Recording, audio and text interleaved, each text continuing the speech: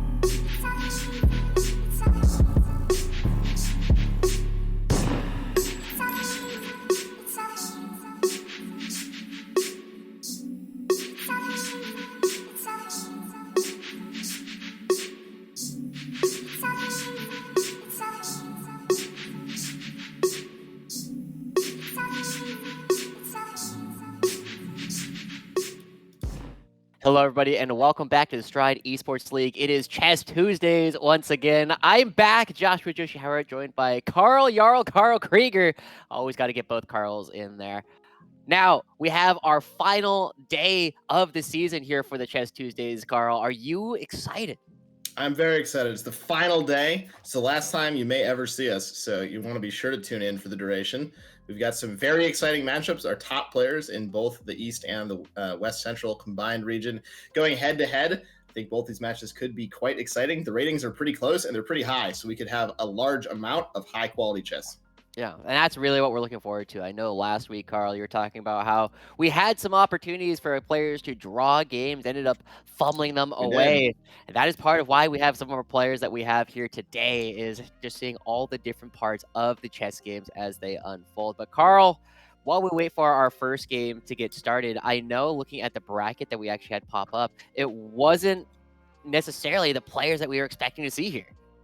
It was not necessarily exactly the players that we thought we'd have. We have the 7 seed in the finals if you track that through from Ohio. So incredible to see that. Jerome, also known as Murray the First, sort of an underdog story coming into the Yeah, finals. The Eastern region had a lot of people sort of in the 1,000 to 1,400 rating range. And we sort of see that come through in this bracket. A lot of upsets were possible. Indeed, one of them did all the way through. Jerome carrying on, I think around 1250. And I think also very close to their peak. Yeah, I should say Murray the First is at their peak rating right now. They're playing this game at their peak. So yeah. that is very exciting as we are now into the game. Yeah, and of course, as always, if you are just tuning in for the first time, we should identify the fact that we have different games every day of the week. And on Tuesdays, we always do chess, but we also have Monday League of Legends, Wednesdays for Fortnite, Thursday Rocket League, and of course, ending our weeks every time with Valorant. And I know a lot of our games, I believe all of them, are in their final week, but we are already onto the chessboard. And oh my God, we've got a lot of moves already played. Yes, we do. These players are not messing around, blitzing out the opening.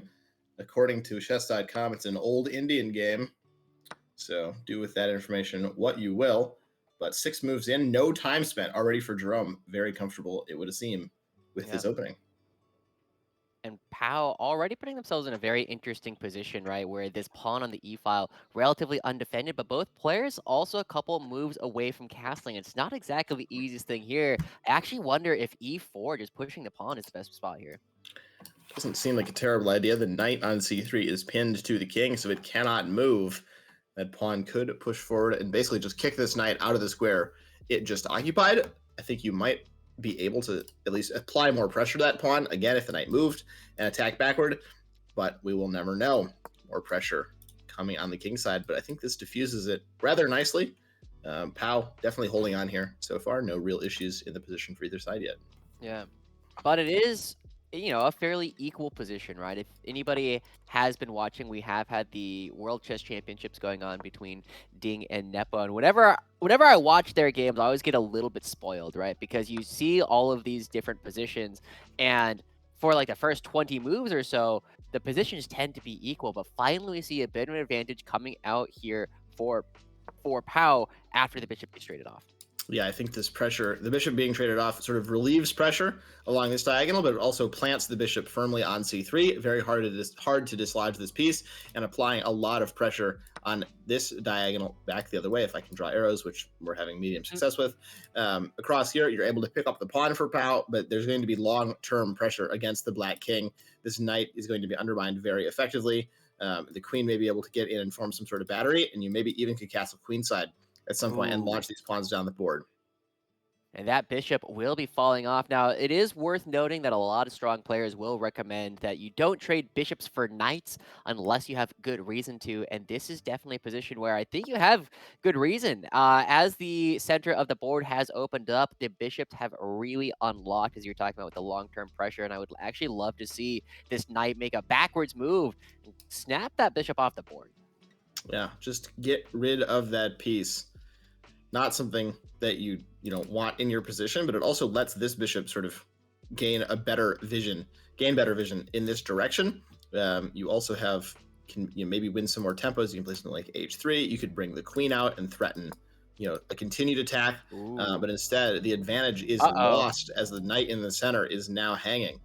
Yeah, it is being attacked twice, actually. You have to remember that the queen is also looking at it, and I believe Jerome's been very sharp over the past couple of weeks. Hmm. They do, in fact, find that that knight is going to be taken off the table. Yeah, and exactly like I was saying, playing at their peak rating right now. So this is the highest rated they've ever been. And I think they've definitely been playing like it through the playoffs. Obviously, they've gained some rating during these playoffs um, as they've been sort of crushing the field, but looking pretty strong in this game as well. Seemed comfortable in the opening, up on time, now up a piece. No real issues so far. Maybe a little bit over eager over here on the queen side, but nothing to really write home about. Yeah, and we're very rapidly looking at a position where there aren't a lot of weaknesses on the board in Jerome's position in general. Whereas on the other side, I mean, that creates a very temporary threat, right? This knight can very easily move. You can bring out another rook and defend the knight at the same time. And so it's a very short-lived threat I'm kind of expecting here because, as we said, there's not a lot of weaknesses in Jerome's position, and it is going to be on Pow to try and find something a little bit more unusual. Yes, absolutely. Not a ton of threats. I like your move here, and it is playing rook f to e8, just defending the knight. You don't even need to give any ground. You don't need to go back. You can just defend it this way and basically say, what are you doing with this queen? Maybe even look to bring the other rook into the game this way and force that queen off at some point here soon in the future. And that queen may find herself short on squares relatively quickly. Yeah.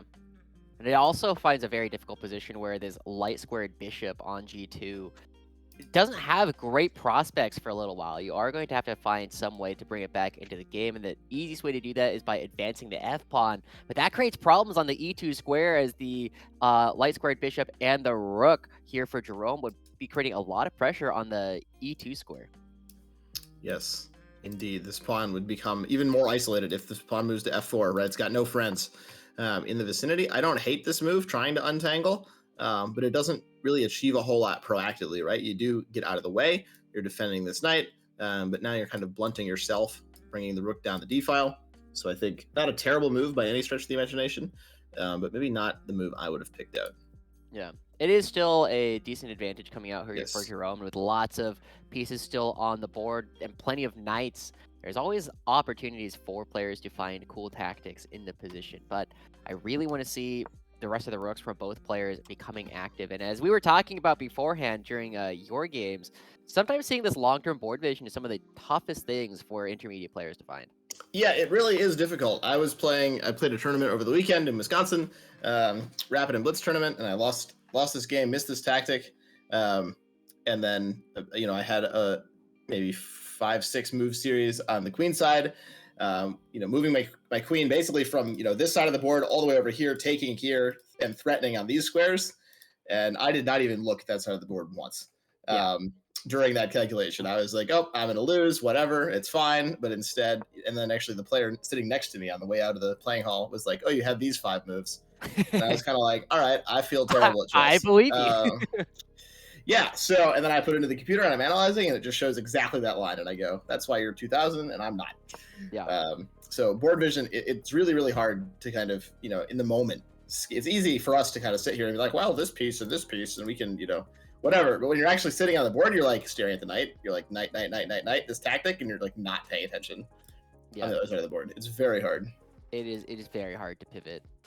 And so we'll see what can actually happen. Now, this advancing of the B pawn suddenly becomes, speaking of long-term board vision, the light squared bishop suddenly becomes a little bit more active, but that immediately releases that threat. And I'm kind of expecting that part of the reason why the B pawn here for Pow was pushed in the first place was to shift the direction of the battery, put the queen on the B2 square, and then that will also create long-term pressure on the dark diagonal. That makes a lot of sense to me. You're also sort of threatening in the future something like g4 and then g5, winning a tempo on the bishop. Maybe you could sacrifice, but that seems sort of unlikely. G4, bishop goes back, and then against the knight, you're winning maybe another tempo. And I think things could get quite scary for Jerome quite quickly. There's a lot of lingering pressure here against this and this direction, and it seems like it could be easy for something to fall off, but nothing immediately devastating. here for Pau. So I think, fighting to get back in this one, but still down a piece. If Jerome defends, properly and is able to consolidate this position, should still be for choice.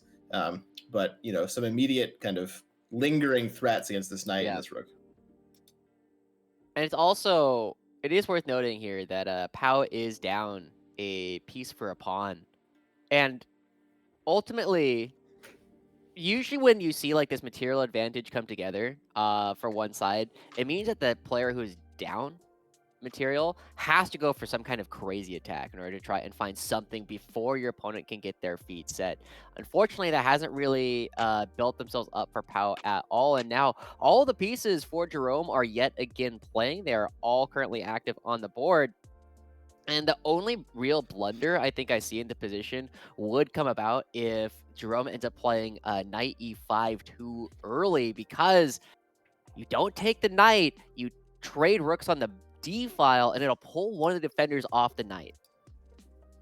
It's a great point. Yeah, you think, oh, I'm defending it twice, but you can remove the defender. Either the rook or the queen would have to take, and those are the two pieces defending this square. That is a good point. Yeah, but that's hard to find too, right? Like, it's not the easiest blunder in the world. I'm trying to find ways to make forward progress for Jerome, and I mean, taking some more pieces off the board that will, in fact, potentially win a pawn, but it can't do it right away because you do have. Oh, wow! Taking. Wow. On d7. Take the dark card. Something is going to fall apart in a big way here. Doesn't take it. Takes there, but now maybe you can trade rooks and take on f6. The knights defending each other only works for so long. Eventually, you're going to maybe create this weakness. Thinking takes. Instead, capturing first. I don't think there's anything wrong with this specifically. Yeah, wow. This actually was a very complicated position. I imagine just liquidate on d1, take that, and then take back, and continue to claim your up a piece. Yeah, I mean, I love claiming up a piece. It's one of my favorite parts of playing chess. Especially if you are actually up a piece. True. That helps. I like that players are taking their time. Both players down to about 5 minutes. We saw this last week as well. A lot slower than we'd seen previously. The queen can get in now, but maybe it's not too scary. Yeah, not the scariest thing in the world. We do have to remember that this pawn on b4 is a bit of a problem, especially because if it is allowed to take on a3, suddenly you have two passed pawns on the a file, and it's not the most difficult thing in the world to protect them. You also can look to trade off the rooks on the d file, and then that leaves the c4 pawn hanging as well. Yes, this is absolutely true. Many pawns sort of loose in the position. Trading rooks once. Nothing really too telegraphed out of that. I think you have to be careful if you move the queen away. I'm thinking of like queen d2 ideas, threatening the rook and threatening here.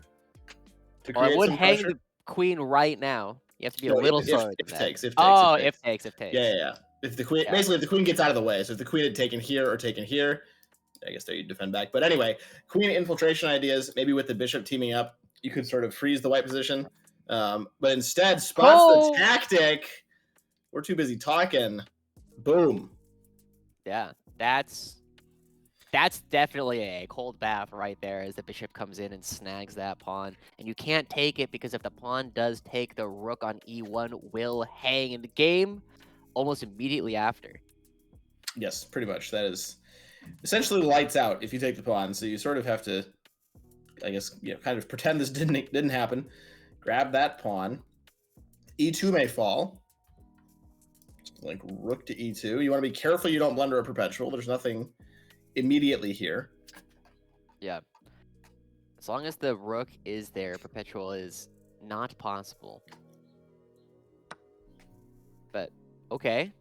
That does end up working out, right? Because if you take the bishop with the queen, then the rook takes rook, and if you take the rook, then the bishop takes back. So it does leave, it would leave us with an extra bishop entirely coming out for Jerome. Yep. So throw in a check. Doesn't do a whole lot. Oh, maybe trying to come up with some sort of check here. King goes over, take, go back with check, and win the bishop. The queen could block, but maybe that's the idea. Even if it doesn't work immediately, is to get the king over here. Yeah. and then try to play that fork. I like the idea, right? Always give your opponents opportunities to make mistakes. Yes. If you give them enough opportunities, eventually they will. There we go. I think this is it. I think this was the idea. I could be wrong. But now it doesn't quite work because the reason this doesn't work is the queen can just block, and so if you take the bishop, you lose your queen. But if the king moves, then you would have picked that up. So now, Yeah. not a lot of checks. In fact, no checks immediately available. And you can't quite trade down. If there were less pawns on the board, there's a potential that you could trade the queens and say it was a draw. But unfortunately, too many pawns, for black, too far apart. Got to keep the queens on the board if you want to try to hold this. Yeah. And we will see. Now it does become a situation where Jerome is just cleanly up a bishop. Very difficult to hold these kind of positions. Yes. But we have used up quite a bit of time for both sides. And there are opportunities to try and draw, but it's also a spot where Jerome should feel very happy about trying to get the queens off the board, simplify the position a little bit, and if you can start grabbing a couple of these pawns and creating clean passers, the game should end pretty shortly after that. Bar moving a little bit more in favor of Pau. You've got to be careful. You have to step forward, I think. If you had blocked with the queen, you had this fork, maybe bishop goes back potentially. But the computer now saying it is almost completely drawn, and I think that's because maybe this bishop is just lost. Yeah. After this move, this was in fact the wrong square. You did have to block with the queen. I think it's still a little better for black, although with more depth, the engine's thinking it's a draw because you can take, and maybe you have threats this way. If you are Jerome, the queen would still be centrally located, and you're not immediately attacking any pawns if you're on g4 with the queen. Yeah. The white king also quite exposed. Go ahead. The difference that should come about, I think, is the fact that Jerome's king is actually just slightly more active, right? And that will allow Jerome to have the king in position first. And because this A pawn can still move very aggressively, it will create some opportunities. But as we see the king move backwards, computer is convinced it's a draw again. Computer, as always, it seems convinced that the position is 0-0, but this is definitely a 3-result game, in my opinion. Especially at levels below, titled players, etc. These kind of endgames can very often go both ways. As people put their pieces on imprecise squares, can maybe pick up this pawn now, but you're losing this one back. There is this passer for black, so you do need to be careful. Obviously, with best play, a computer will hold this, which is why it's 0-0. But the computer does not, always appreciate how difficult a position might be. To try to hold, of course, right? The computer just assumes it'll defend perfectly, and so okay, it's a draw. But how do you actually make sure that you can prove this a draw? Maybe looking to play queen a6 to defend this pawn, but this is a very passive position for the queen. This queen and the king much more in the game. Yeah, anytime that Pau doesn't give a check will in fact allow the A pawn to run, and now computer's convinced that it is no longer a draw. There's no and checks. The king has found safety. Yeah, there's no checks. I think you had to take this pawn back when you had check here against the king. The king stepped up that way maybe. You could have taken the a7 pawn. I think that needed to be eliminated, as it is now much better for black, as these kingside pawns are basically unstoppable. The white king, you mentioned the activity, is just completely out of the game, at least on this side of the board. And 3 against 2, you're just going to win this. You have to hope for some sort of perpetual check. But with the queen to go back and block, I don't think that exists in this position. These pawns are very, very safe. At this point, I don't know if it's correct, but I would just start pushing the A pawn. I mean, that's definitely what I'm looking at whenever you're in these positions. Oh! Ask, and it's wrong. It's wrong. I would have drawn the game as well. But that's losing again. This is why the engine could be so troll at some points. You have to not, but now it's a draw. You went to the right square. I think you had to go straight back. You have to step straight back, and then you can block with the queen. I think is the idea. That's my expectation as well. But it's so hard to tell. Like, what is the difference between all these very, very small differences in the moves? Because now you can go this way, and now you have check, and now the king has to run out, I think. The only reason I can explain any of this or guess at any of this is because we have the bar. If I was playing this game, I would have no idea. So, always important to remember the bar helps a lot with analysis. But I think the king just gets run around for so long that maybe you can start picking off these pawns or pick off, something here at some point. Evidently, that was not the correct way to go. I think maybe because you can block, but there's check. I don't know, Josh. I remember I remember last time we were together, we were talking about the difference between looking at something and knowing it's a puzzle versus looking at something and having no idea, right? Oh, And this yes. is absolutely like once you know it's a puzzle, you can start thinking about why. And turns out this is still winning, but it wasn't why. Right, exactly. Yeah.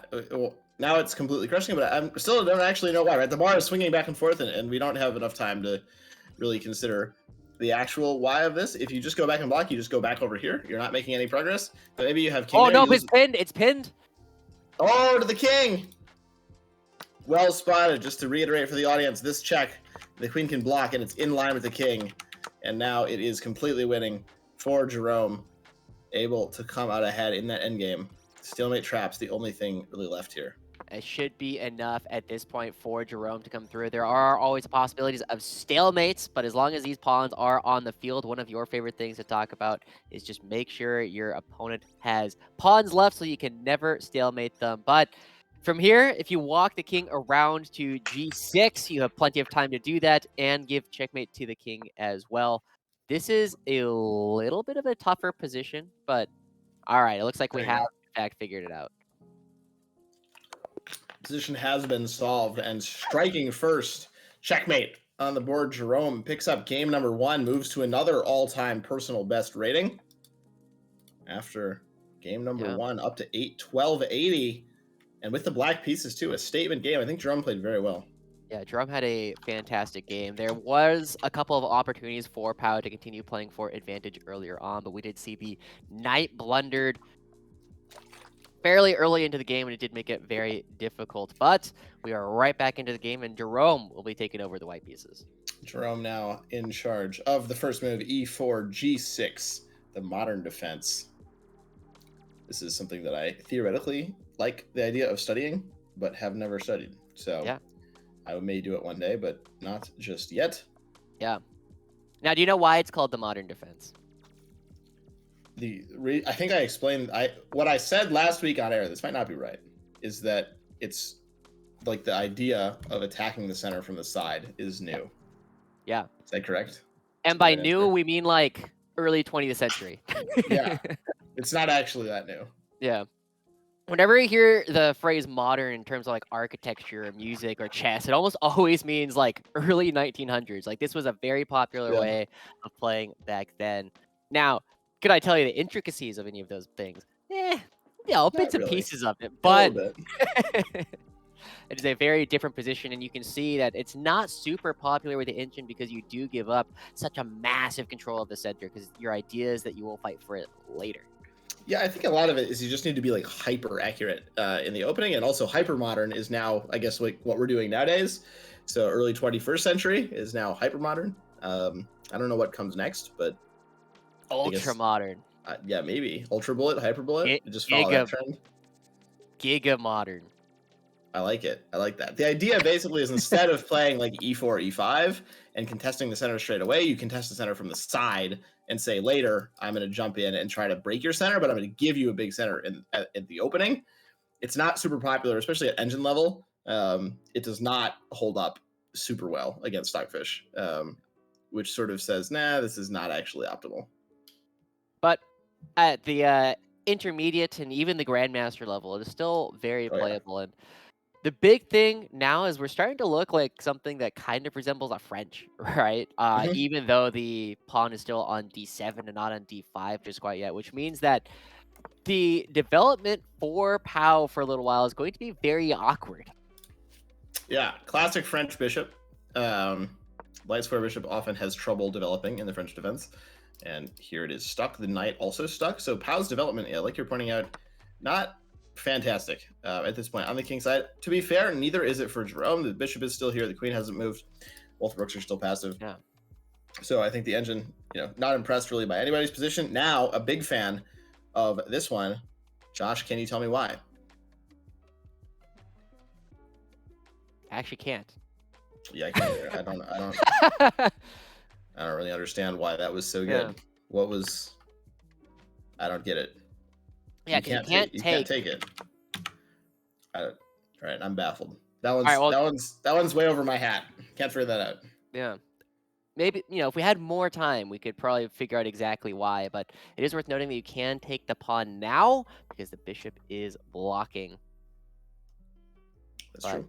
either way, we are reaching a very close position. These are hard for intermediate players, as we've talked about. They are hard Mhm. for engines as well, and they're just super difficult positions to play. Now, it is worth noting that if the bishop does take the knight on e2, you can just take back with the queen, and the rook in the corner will not hang because the rook on f1 will be protecting it, And the bishop on b2. You've and got the bishop many friends many friends. defending you in the corner. As Jerome, very pleasant position so far to start out game number 2. Pass pawn here, Yeah. potential. If you can undermine this pawn, have 2 connected passers on the queen side. I would probably just trade this off and play rook a1 to win a tempo on the queen.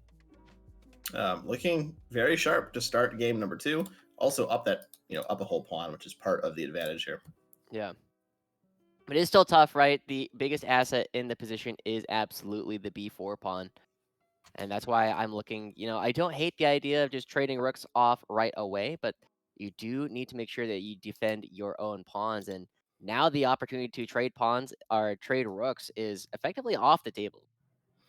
Yeah, it pretty much is. I think the advantage slipping because of this move, rook to b8, winning the pawn on b4, and eliminating that biggest advantage in the position. You have to go somewhere with the queen. Maybe you go queen c5 or something, but not exactly what you were hoping for, as this pawn is going to be eliminated. Yeah. And that was, as we were saying, probably the biggest advantage in the position here for Jerome. And so it is a slightly better position for Black because the C and D pawns left over for Jerome will not have the same kind of control over the board. You can't push them and they aren't connected to the rest of the pawns. And so they do become long-term targets.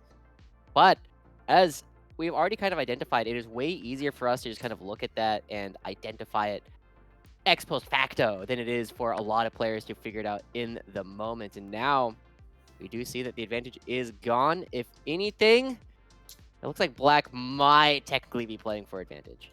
Yeah, minus 0.2, minus 0.3. Thinks a little bit deeper, says, hey, maybe this isn't so bad. I was thinking about bishop b3, but you can just go back and you're not actually threatening anything. Just defend in that direction. As essentially an even position, the pawn, this pawn, if this pawn was over here on e2, it would be even more symmetrical. But it Yeah. is the bishop pair for white, but maybe a little bit more isolated set of pawns puts us basically equal. Yeah. We will see. I wonder. My initial thought after knight returns to c6 is, can Jerome play knight e5? Oh Oh, no, interesting idea. but But apparently why? it doesn't work. You play c3 here? Yeah, I think it is c3. The bishop's hanging then at the end. Oh, you play c3, the knight has to go back. So c3, say the knight goes home or goes that way. You can take this knight. If bishop takes, then you had rook takes, or bishop Yeah. takes on f8 because yeah. So it would have worked. This sort of works. I think it's a similar idea. You're sort of threatening both of them and saying one of you has to move, but not as strong. I think because it's not immediately just winning a piece by force. Not entirely sure what the best defense is. I think you can maybe just play rook over and you're winning an exchange of some kind. That's my initial thought as well. The other thing is after rook returns, You play queen here, maybe. well, bishop takes or bishop takes b4. Oh, I think you just take, right? Oh, maybe. How do you win a no. piece here? What about rook fb1? This threatening Yeah. up. Ooh, very. This I feel like this is sort of a hard move to find. Sort of that board vision thing again. You're kind of very Yeah. focused on like, oh, what do I take here? But maybe just bringing another attacker to the party is the way to go. Because if we think Yeah. about it, if you take here, you can just take back. If you take here, you just take. And it is worth noting that if you take and then play rook b1, you actually blunder checkmate. So if Oh. Rook FB1 works now. You got to do it right away. Yeah. Don't Yeah. blunder checkmate. That is usually. Yeah, that's a good point. What if? We go here. What if? Yeah, you here, take one knight. Here. Okay. Yeah. So what if? That was not All right. Well, correct. it's not So that. we've It's not that one. discovered that. I think you just take backward now. Yeah, I think you take backwards, and then you can still opportunistically look to take with the queen. For Yeah. black. Yeah. But I think if you took the B4 knight, that might have also been winning, because after the end of it, you either you take with the knight and then you bring over the rook, or if you take with the queen and you just pick up the knight on the other side. Sure. I think that's what it was. That sounds reasonable to me. Instead, the queen taken off the board, and I think Pow just going to end up with. Ooh, and then the rook in the corner hangs. It does, but now you can take the trade that if you want. Captures that way. Oh, but the fork, and then oh, you Is that better than just taking you the see bishop? Oops. Wow, Didn't see the bishop. Wow. what a crazy tactical position. What a line. That's going What a to end line. up being better for Pow. As we might be headed for a best of 3, essentially. Here, I don't know if we've mentioned yet. It is a best of 5 this evening, so we could have possibly 10 games. Yeah. Coming our way this evening. Wow. But Okay. Now. Also watch the back rank. Just Yeah. it's still a possibility. The dark squared bishop needs to move immediately so that there are opportunities to move it off the back rank. Because as soon as rook a8 is played, I mean, both those pieces are functionally paralyzed. Yeah, they All right, that essentially also are. works. This does work. I don't love this move. I think it's sort of stuck now behind the pawn, which is not super ideal. Yeah. It's not causing any huge issues right now, but it is just something to keep in mind. As I thought it was a whole piece, but it actually is just an exchange, and a couple of and a pawn, no pawns. It's a clean exchange up for Pow, but I thought it was a whole piece, so that's my bet. Still, what a crazy position. Oh yeah. I tend to avoid those positions as much as possible because I tend to miscalculate them. And they tend to be devastating. If you miscalculate and your opponent calculates correctly, then oopsie, yeah, I lost a piece. Seems to happen very frequently, and that's not ideal. So you want to avoid that. How do you make progress, though, if you're Pow? I think some sort of doubling the rooks and bringing in the knight. Yeah. I mean, as soon as you eliminate the pawns on the C file, your D pawn is passing. That's true. All right. Take it. Oh, no, you can't take it. Why not? Well, okay, you can, but you can't take the okay pawn because tactic. All right, good point. Don't take the pawn. It might. Oh, it might not be. Yeah, it might not be a draw, but you're giving the exchange back, and you're playing a 5 versus 4 rook endgame. Yeah. Which doesn't honestly sound like a lot of fun. All right. I mean, good find, good tactic coming out from Jerome to keep the game as drawable as possible, but it is still tough, and these pawn endgames with rooks are very complicated. Yeah, you've got to be a little bit careful here. I think that the white king is walking in quite quickly. You do need to be careful about any kind of skewer this way. It's still better for Pow. Why is it better for Pow? Well, you're up a pawn, obviously, so that is beneficial. But also, this pawn is isolated, and that's not really a strength at this point for Jerome. These 3 pawns are just going to get overwhelmed by this pawn storm, and the rook is really, really passive. If the rook was over here, I think there's more hope in a lot of these endgames. If the rook can get active, and I'm wondering if something like check and then bringing the rook over and activating that piece is the way to go here, because you can cut off the F file and force the king back this way. Yeah.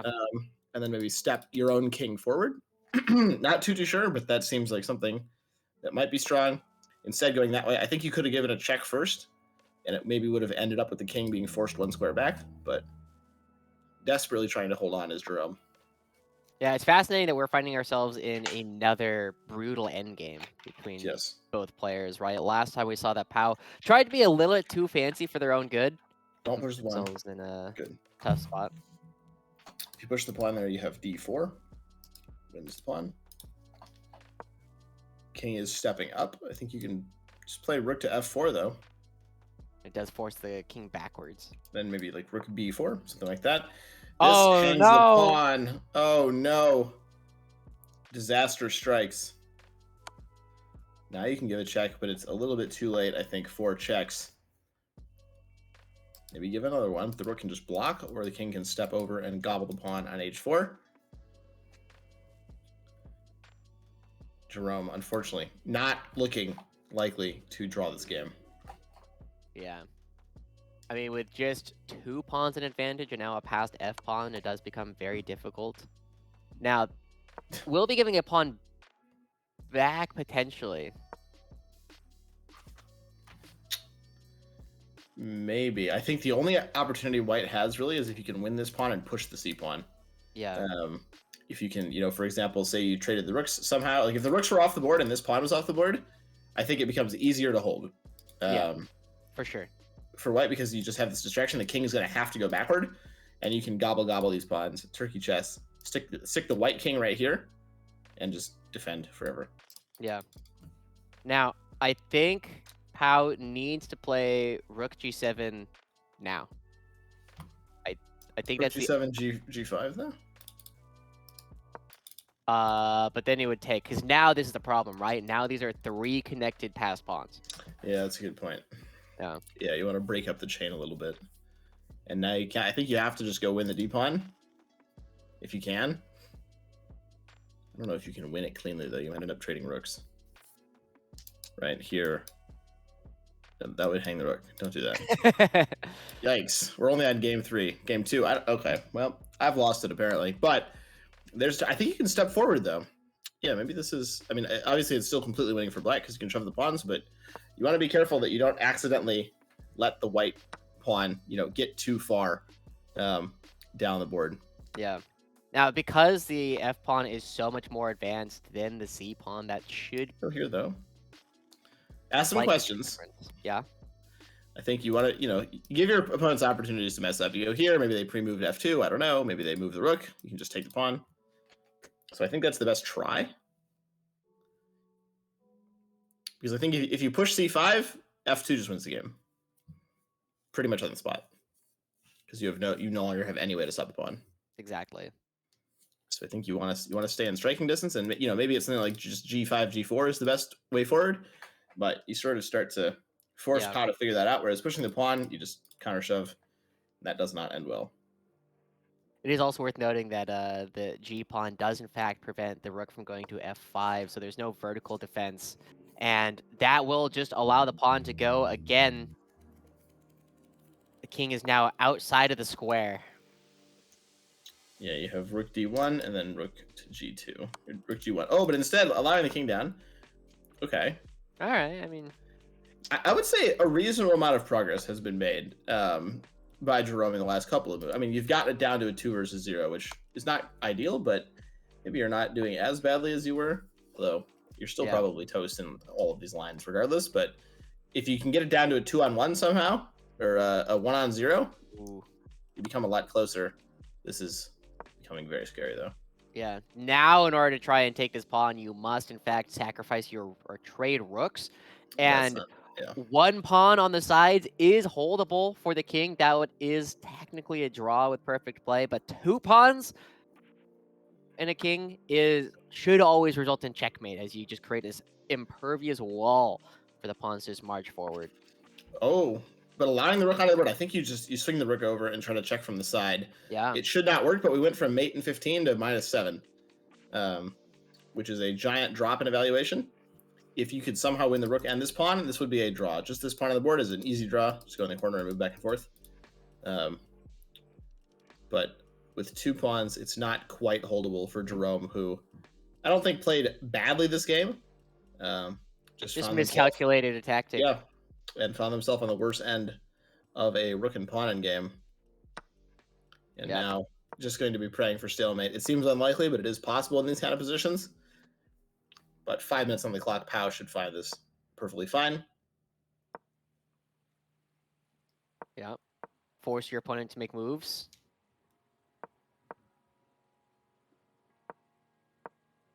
All right, you got to be careful, though. Yeah. I am starting to see opportunities for stalemate. Yeah, you do want to be careful. Oh, no. Oh, he's figured it out. Okay, Yeah. okay. The king can Yeah. walk up and take. And you're like, cool. Good for you. Go take that pawn. Still trying though. Check. And Mate then and two. check. And mate. All right. 1-1. Yep, How does bring that one back. A very complicated tactical position, but we do find ourselves with checkmate. It does look like we are going to have a potentially fairly long series between Yeah, these two players. absolutely. Let's see if we can go back and figure this one out. So the All right. players did. I think they did say they would maybe take a break at some point. So I'm not too sure. But if they are taking a break, we'll go over this. If they start the next game, then we'll of course go there. So this, what were the exciting moments? At this There point, was it is at one point it was +2 somewhere right in here. this. Yeah. It's +2. Oh, it was here. after Bishop A4 was played. And then I think it was Queen B6. Okay. This is the Now, this is the biggest my advantage. two thoughts were either Rook FB1 or Bishop takes B4. Those were the two that I thought. Two candidate moves. Two candidate moves. Okay. I'm thinking. Okay, Bishop B4. Knight B4. And then I think Rook FB1. after Knight takes. Okay, takes. And then pawn takes. And you're just. I guess that leaves you in the same spot as you were before. Yeah, because you can't. How do you break through? I think because you can get the queen out of the way, and because this bishop's off the board. Okay. Basically, this bishop and this knight are off the board. Yeah. What about Bishop takes C6? I think that was what was played. Oh, it is what was played. Yeah, that does not Yeah, work. that didn't work. I like your move. Originally. The B1? Yeah. Does not Well, work. it doesn't work. I like this. Oh, maybe just because it takes. Yeah, take back, and you're not actually threatening anything. And then the bishop is threatening the corner. You actually lose your rook. Oh, wow. Yeah. Oh, I had not spotted that earlier. Yeah. At all. Okay. Is it takes? It's not No. takes. Really? Maybe you move the other rook. So Queen you're out of the queen way. takes queen? Oh, maybe. It's queen takes. It's queen takes queen. Rook takes back. Oh, and then one of the bishops takes one of the knights. No. Oh, yeah. Okay. It'd have to be light squared bishop takes c6.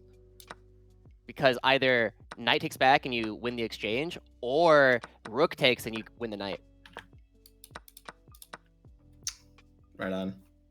That is a hard series of moves to find. Right. So we trade, and essentially this they can't actually all defend each other through this. If this rook's here, I think it works. Yeah. Does this work? If we like go. Wait. Yeah. Now it takes. Oh, Well, because now you just reverse it. You take it in the other direction. You just take the other knight. It would have to be not in a line. Oh. Like if the rook was on d8, it's Sure. probably okay. Oh, I see. Oh, I still. Oh, because I put it still in. Yeah. Okay. Let's not do that. There.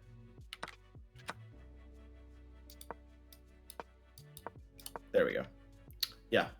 Yeah, there it is. It's because you're these pins are in the way. That's a tough find. That is a tough tactical position to be in. That's tough. Oh, I've been disconnected. Apparently, we have started the next game. This is still the previous game. We're going. Scuffed broadcast. All right, new game. It's a Whoa. Roy Lopez World Championship preparation. The Berlin. We played a Berlin. All right, I like it.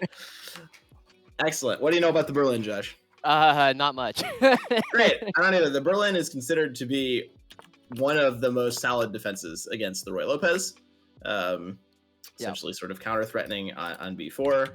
I do know it saw a huge revival in quote-unquote recent years between Naka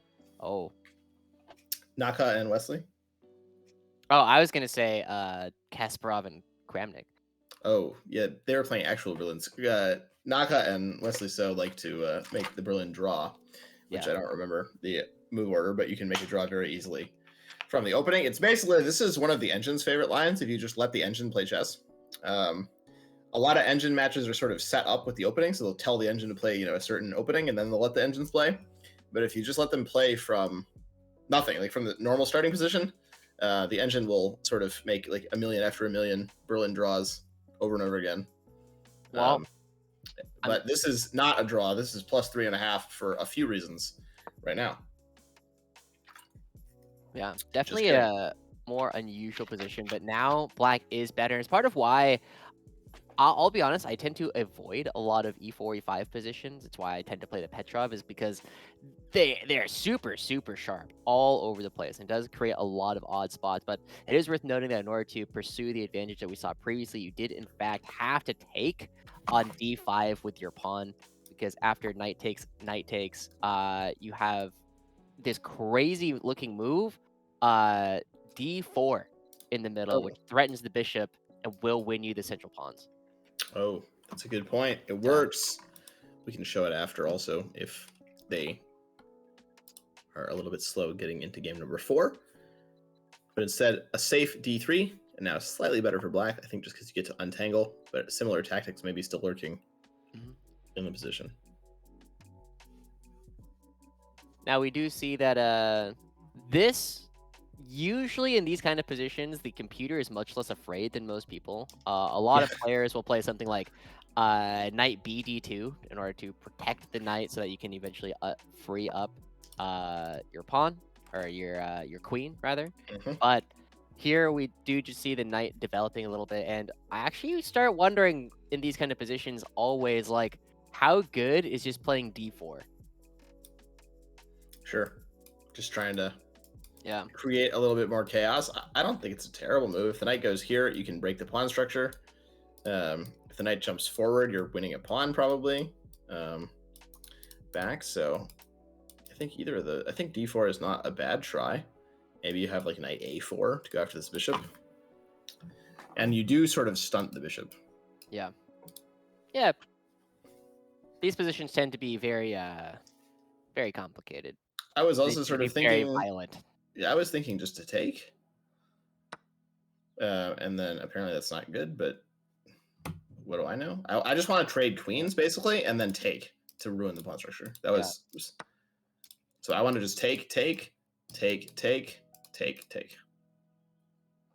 say your king is wide open. You go, haha.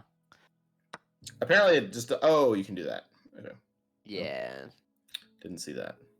Well, the Why is he position so has good, the though? same number of pieces still on, but yeah. This pawn.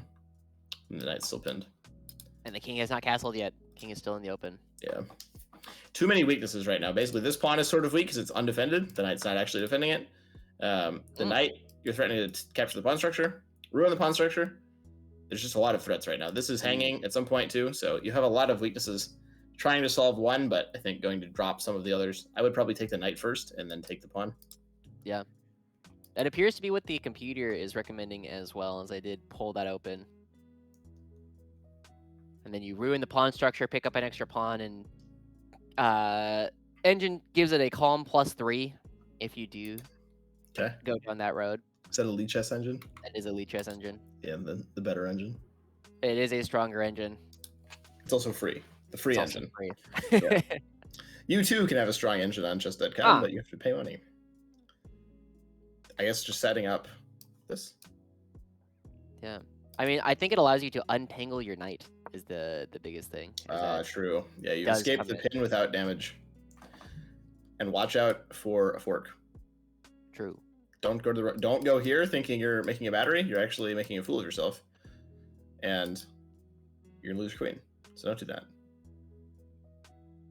Where do you put the queen? I mean, I feel like the two candidate squares are D1 and H3.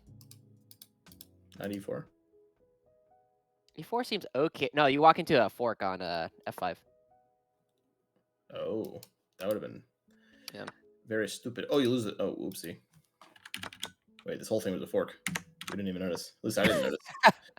Maybe you noticed, but that's just an extra piece for Jerome that we're all over here talking about the queen. Talk about tunnel vision from yours truly. Yep. I'm like, wow, the queen, you got to move the queen, but oops. What were you supposed to do? You're supposed to put it on h3. Apparently, there's an attack there still, even after losing the bishop. Fascinating. Yeah. I see. All right. But now it is much better for black. I think you can even give up the exchange. I don't know how the engine feels about that. Or you can... I don't think there's really a defense. Oh, I'm trying to maybe think the of what tactic. Tactic? Does this work? Tactic? So I want to play bishop there, takes, and queen f6. Oh, yeah, it does work, apparently. Is it the top move? It's not the top move. Aww. The top move is, in fact, giving up the exchange. Boo! I thought this was a fun way to... Oh, that definitely doesn't work. Boy. Oh, no. Jerome. All right, do you take with rook or bishop? I would have taken with the bishop. Yeah. Because basically if you take with the bishop, you're guaranteed a discovered check. Yeah. Of some sort, and then you can look for a mate. You're pretty close to a windmill, also. Dude, windmills are my favorite tactic in the entire I game. agree. They're so cool. Would you like to explain what a windmill is? Yeah, so a windmill is effectively a position where you alternate taking pieces and putting the king back in check, and your opponent doesn't have a way out of it.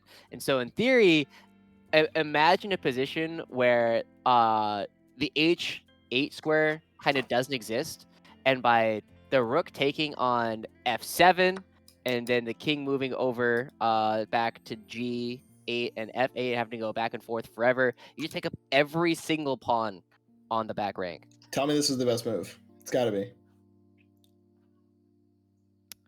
It is not, but you are on the right track. Let's see what the board vision. How else can you attack that square? How else can I attack this square? Can I go here?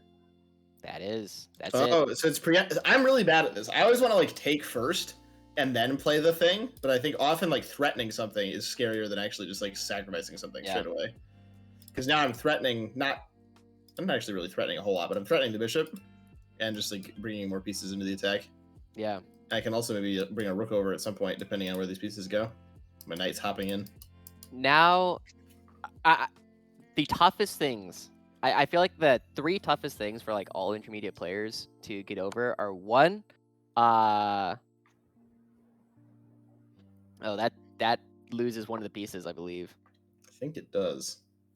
Hey, you can go rook d. I was gonna say queen f3. d7. Oh yeah. Queen f3 sort of seems like it holds on very temporarily. Yeah. Anyway, the three hardest things are one, making plans, two, Plans are so hard. board vision, and three, move order. Right, the order in which you do things. Unfortunately, that one doesn't work as it does hang it to the knight. Also, you've given up control over the f2 square, so now either of these checks will work, and you can just pick up the rook immediately afterwards. So you can't, or you could take the rook first. Doesn't matter. Move order. Same, like basically this kind of problem where something like this will actually be very different, but it doesn't seem like it is. So you just sort of like blindly take, and it actually turns out it doesn't work. Now here, I think it's fine either way, but you know, picking up the pawn first seems smart to me, just because you pick up the pawn, and then you get the rook. Whereas if you take it in the rook straight away, you could maybe try to defend. So this seems better. The king now stuck in the corner. You could maybe even throw in another intermediate move. But maybe that's a little bit too fancy. You know, it's wild. The computer says that bishop g1 is a pretty good move. Wait, what? Yeah, I don't know why, but it was saying it. Here? Yeah.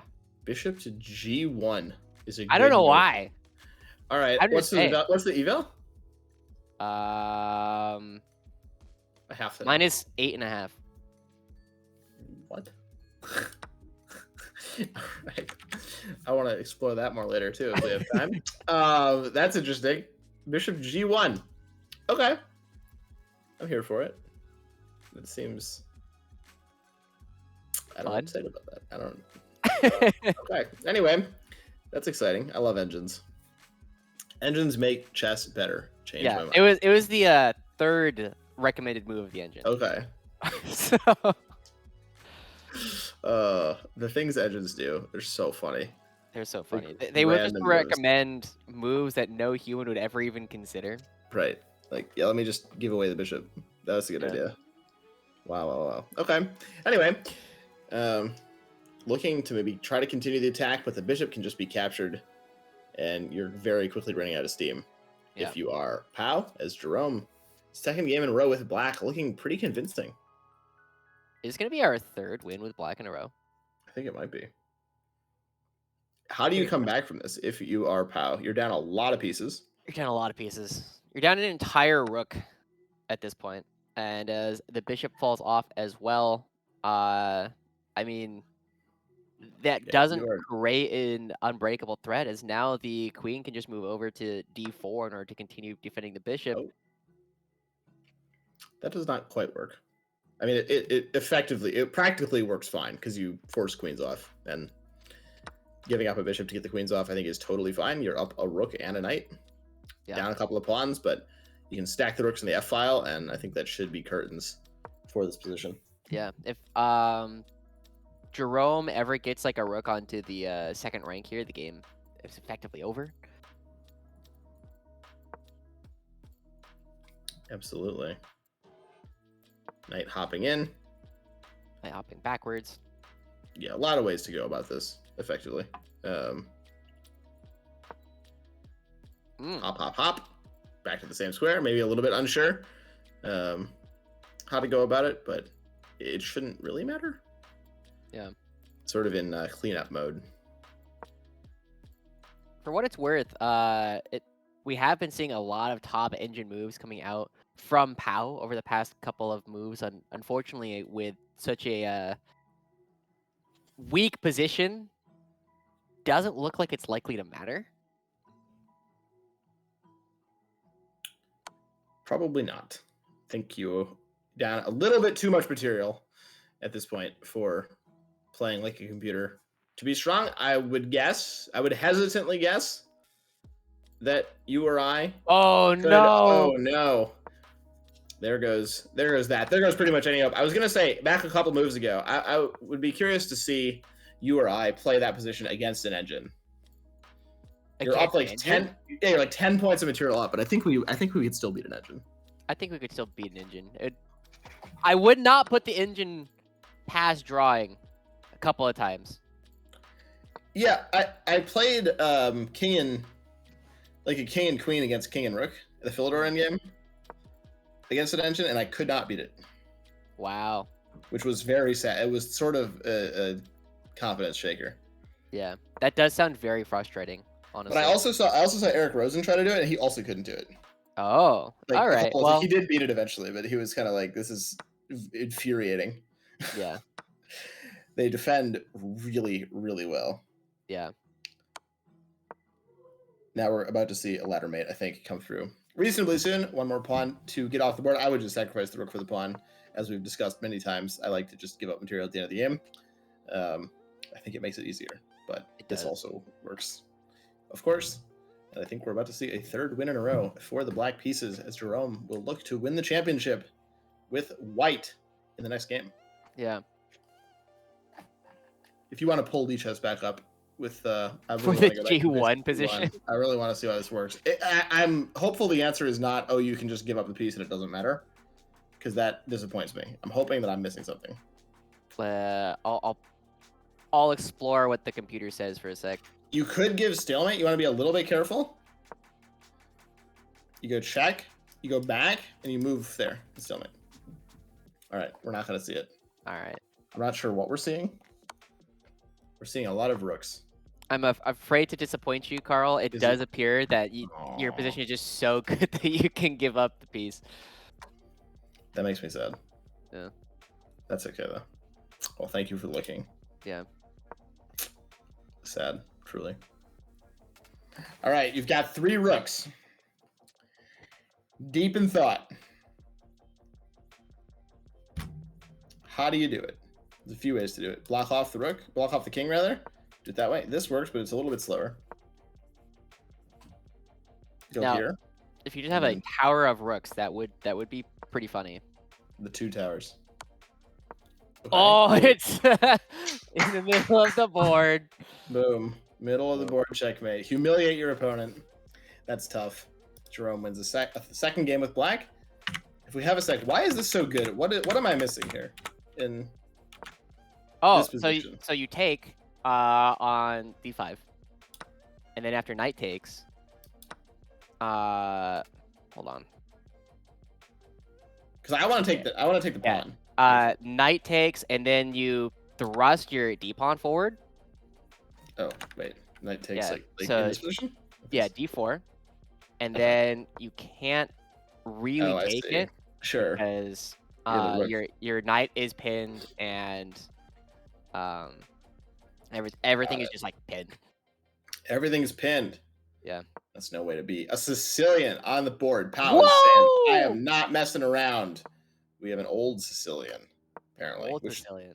again, we talked about this. Modern means like early 1900s. Old means real old people. This is not a new game. Chess has not jumped up recently. I don't know what I'm saying. Old gotta mean like medieval time. Yeah. We've seen. I don't want to say that we've seen this position a lot, but it is the kind of position that we have seen quite a lot. But the thing is about playing Sicilians is they are some of the most sharp chess that you can play outside of a King's Gambit. Yeah. Yeah. Yeah, absolutely. I mean, I got a whole book on Mayhem in the Mora, on the Smith Mora Gambit, which we've talked Yeah. about, and I still haven't read, but I have it, so that's the You point. have it. Nice. Yeah, we're gonna. It's sitting on the desk. I just picked it up, so I do. It's right here. Ooh. But shoving forward in the center, Jerome better already on move 5. Yeah. The old Sicilian variation, maybe a pet line. You never know. We'll see. I mean, I would be surprised. I would too. Sicilians are very tough to play in general, right? Because you can already see that only a couple moves in, while the chess.com engine says it's plus 0.7, Lee Chess is saying it's already plus 1.5. Lee Chess knows everything. I'm joining the Lee Chess train. Okay, that's gonna break the stream. All right, never mind. I can't join Never this. I'm screen sharing. I can't do it. Yeah. Josh will be our Lee Chess expert. You'll be our Maurice Ashley for the day. Nice. I love being omniscient whenever we start playing these games. Yeah, Yeah. because this is really tough because the development and the pawn structure coming out for POW is already super wonky, but that allows you to trade off the bad pieces. It does develop a piece sort of for you, so I think there's some benefit there. So I think maybe it's still a little bit better, but now you're just gonna get forced back. I think, and a lot of that initiative that you had is sort of not there anymore. Yeah, you know it's crazy. Like Peter's The saying best that. move is to take here. Yeah. Yeah, I was thinking about that actually. So I'm not kidding. What I was thinking about is knight here and then takes and takes with discovery. Oh, so the Take reason that away. why D takes E works is because after D takes E, queen takes queen, king takes, and then you're ending with a knight fork on B6. Against these two. Yeah. Wow. Why can't you take back right away? Because of check? Is it just too strong? Let's find out. Oh, you're winning the rook in the corner. Let's check. Oh, I think. because you can't take back because the pawn check on F7 is so strong. Yeah, because I think king takes, and then you have queen d5, and you win the rook. Yeah. Yeah, okay. Fascinating. I don't think I would have played it. I think I would have seen it if I was playing the game and then not played it. I think you can take here. Tell me you can take here. You can't yet.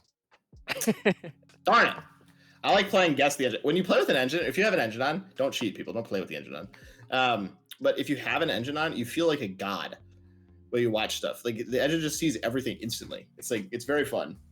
It also can make you not as good at chess, I think, if you like, always watch stuff with an engine on. But sometimes it's kind of fun to be like, oh my god, I'm just crushing people. Well, the engine says X, Y, and Z, and you're like, yeah, but why? Like, what happens when you play without the engine? Exactly. And now we're finding ourselves like, this is what happens when you play Sicilians, right? Like these positions are just so bizarre, right? Yeah. And oh my gosh, just throwing a pawn forward for the I don't first even need time. that one. Yeah, for the first time, we are actually finding ourselves in what is supposed to be a drawn position, but just kidding. That lasted for all of one move. I'm still looking. We've seen this time and time again in the league. When we see f6, a lot of times queen h5 is very strong. Yeah.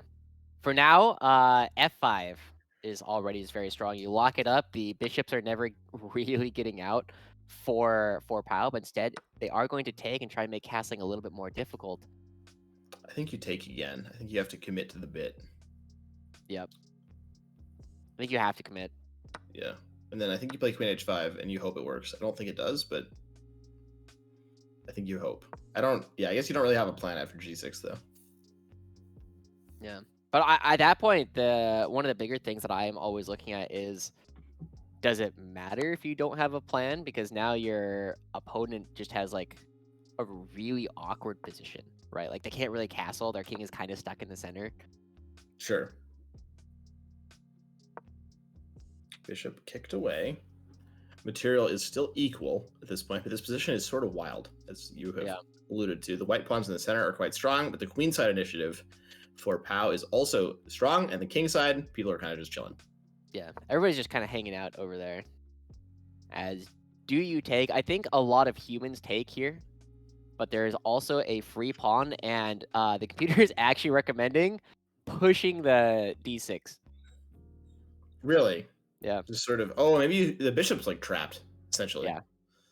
This is stuff that I think for me, part of it is that the computer sees it instantly, which like obviously it's a computer, but like there's something mentally about the computer just like immediately spitting out like the best line.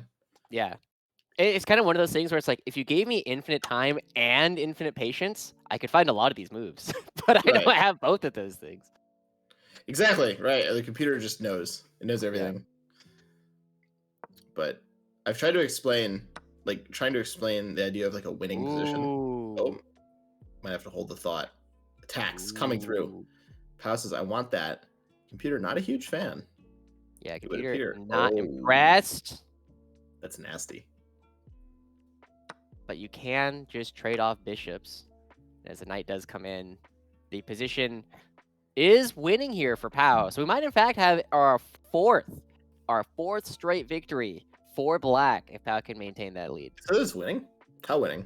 What's the eval? Oh, it's the same. It's like Okay, minus 0.5. Minus a little bit, okay. Yeah. Sometimes the low depth engines sometimes just miss very winning stuff. So you can be on like depth 20 and it'll be like minus 0.5, and then you go to depth 30 and it's like minus 8. Yep. As it just sees a little bit further. So sometimes that happens when you get a little bit stronger engine. Beyond, 30, 35, it doesn't really change a whole lot sometimes. But you sort of have to get the computer over the hump. Yeah. But the attack definitely still here for Jerome. I think less scary than it used to be. But practically, I've been disconnected. Great. But practically, I think there are still chances. Yeah, if anybody was watching with when Milky was around, right, one of the things that he would talk about a lot is, if you are behind in development, just trade off all the pieces and then it won't matter because neither of you will be developed. And this is kind of what it looks like for me, is all of the pieces that we're attacking have been traded off the board. Yep. And we find ourselves in a position where there's just not a whole lot going on for now because we need to get the rooks in, and we are finding ourselves yet again in a difficult endgame. I think this king beyond on h1 is actually really unfortunate for Jerome. I think if the king was on f2 right now, I'm curious how the eval would change in the same position. I think having this file for the rooks would maybe help this attack significantly if the king is here and you can bring the rooks in. But as it is, it's so hard to. This file is basically closed forever. It would take 5 moves to get these rooks stacked, and that is way too long in any event. So I think you have to you really want the king to be on g2, I think, to defend this, but it just doesn't really work anymore. Yeah. Because as long as the queen is on that long diagonal, right, the queen being able to come into h2 at a moment's notice is a little bit spooky. But right now, the position is still fairly closed. And I'm curious what you think about the difference between the knight and the bishop in this game, because they both are just kind of there. Yeah, neither of them are achieving a whole lot right now. I think this bishop is not a great piece at this point, especially now. This bishop may never get to play the game. Staring into this, I think it has like long-term prospects against the king. This pin is here. Maybe if these pawns open up, we could see push, takes, push, or something like that, and then suddenly the bishop, is kind of scary. But neither of these pieces are really achieving a whole lot. It's kind of a position to me where nobody's really doing anything of really any. Like, there's just not a lot happening in this position right now. The attack has sort of faltered. The knight's being rerouted. I think it's going to land on e6. So you want to be a little bit careful. I think you try to trade off the bishop. I think trading the bishop for the knight should be fine. You're in equal material position. Just play a heavy piece endgame. You can maybe target the e4 pawn, which is backwards here and can't really advance. That's sort of what I'm looking for. I like this move a lot, sort of not stopping that, but I think diffusing it in a big way. You lose a pawn if you do it. I think you've got to find another plan if you are Jerome, but I'm not too sure what that plan is. And I think that's why this position is basically equal. Yeah, that's the big thing, right? We have hit a position where the computer is like, yes, this is effectively a draw. I do not have enough pieces to attack any of the Yeah. weaknesses. I mean, at some point you can try and like stack rooks Yeah, on like the E file, but then it's just B3, gonna be C4 or something. yeah, it's just gonna be responded to with the same counter stacking the other side of the board, and Yeah, this is not an engine draw. This is like an actual draw. It's sort of sometimes the engine is like, oh, it's 0-0, and you're like, yeah, but like, come on.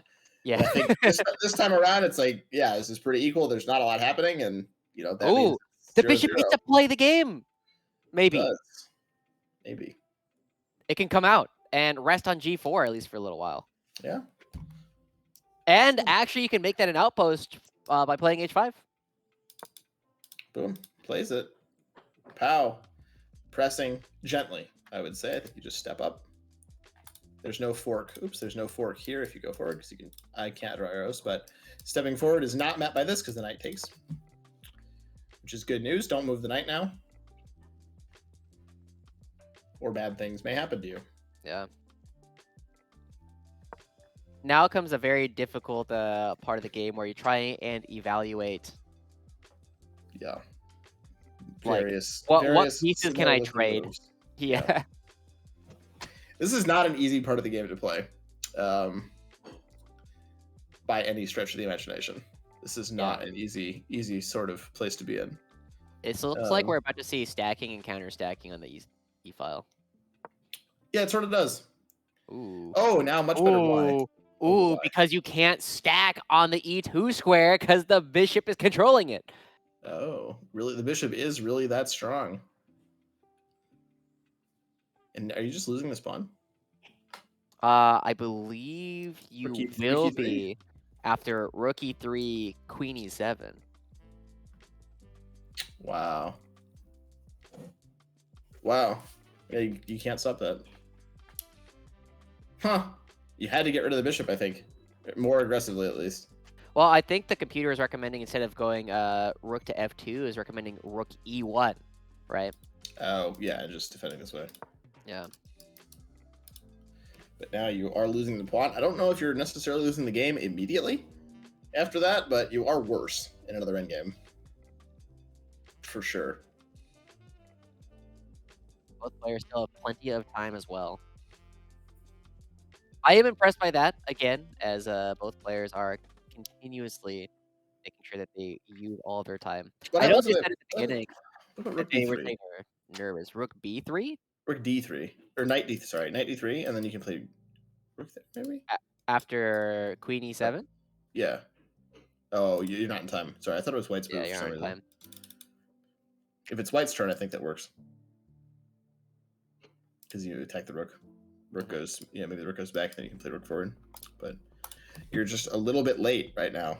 Yeah. Is that the only move? Queen E7? No, you can also play queen C4.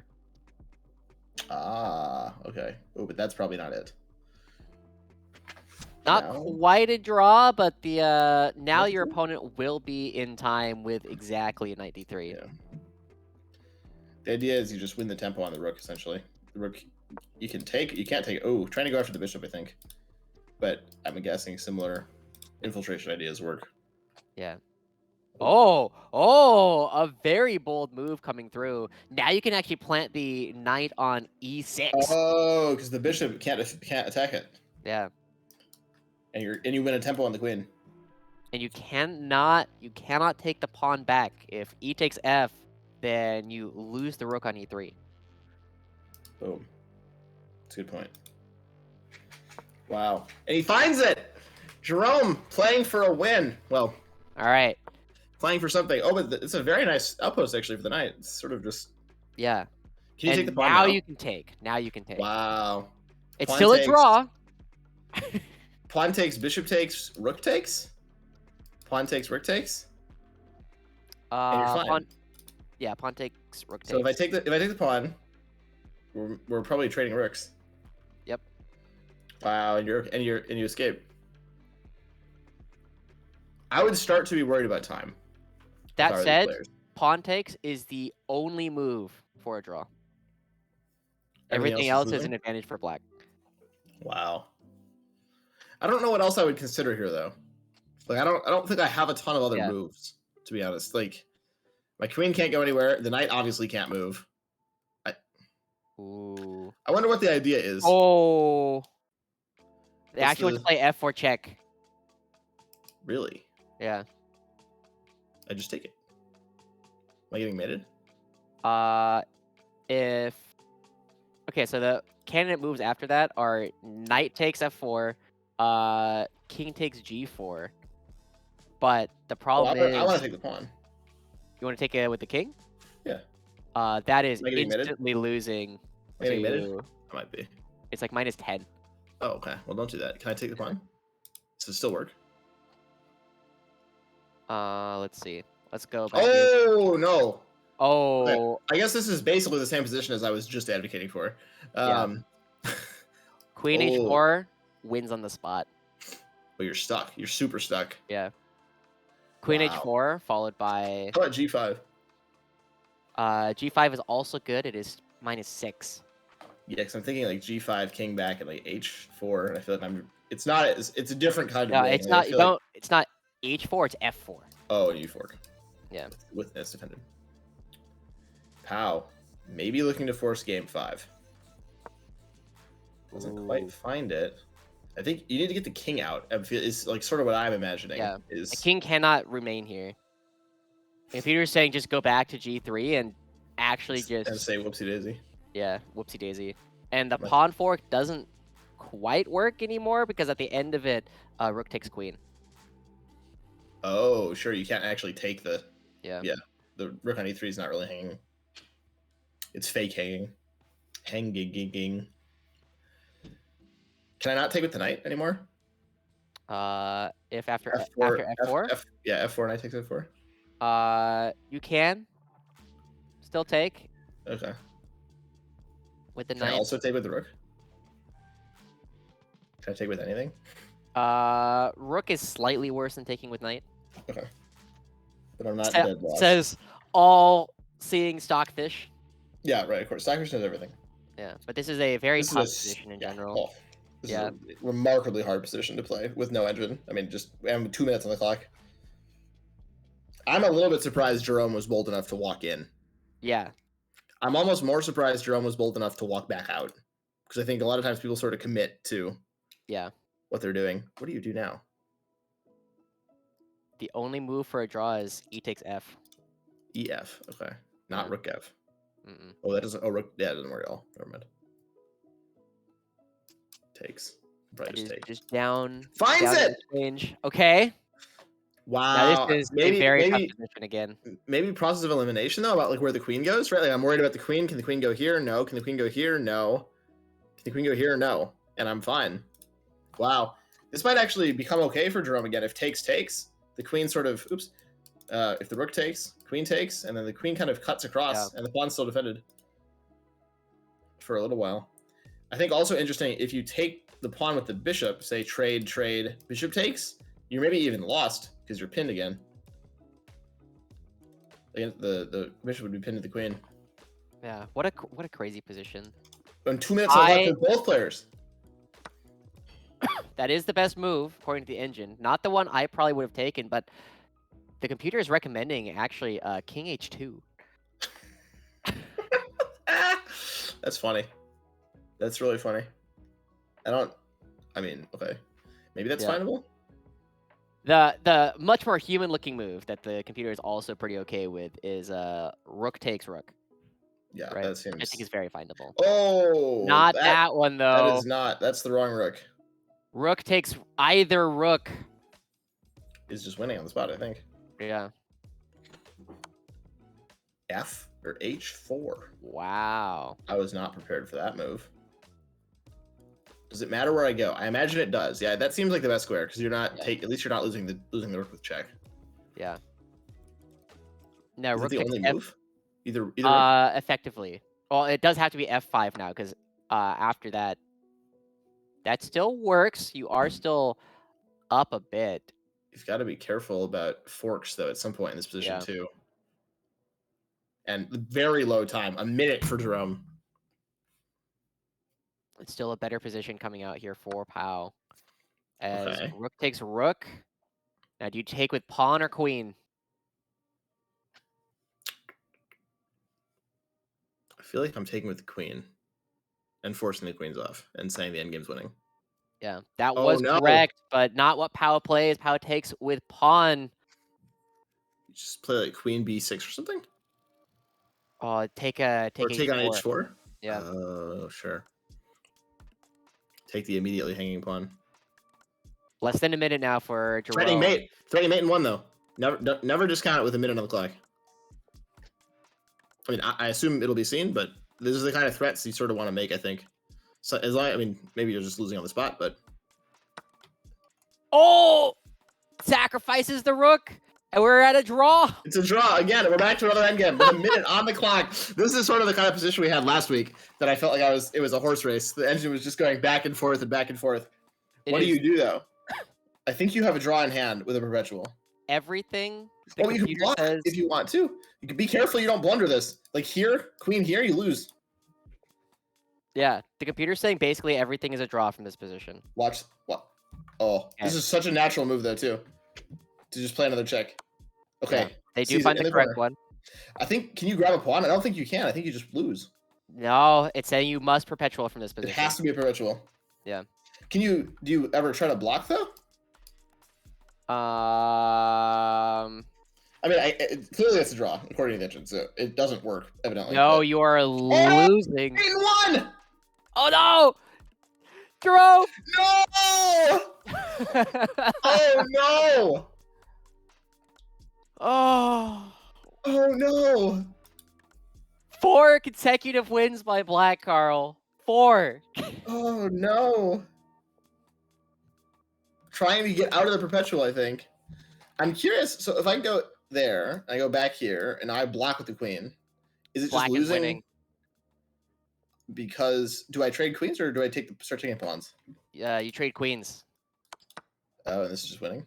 I mean, you have you're up. You're gonna win this pawn. Okay. Yeah, you're up a pawn in a crazy endgame.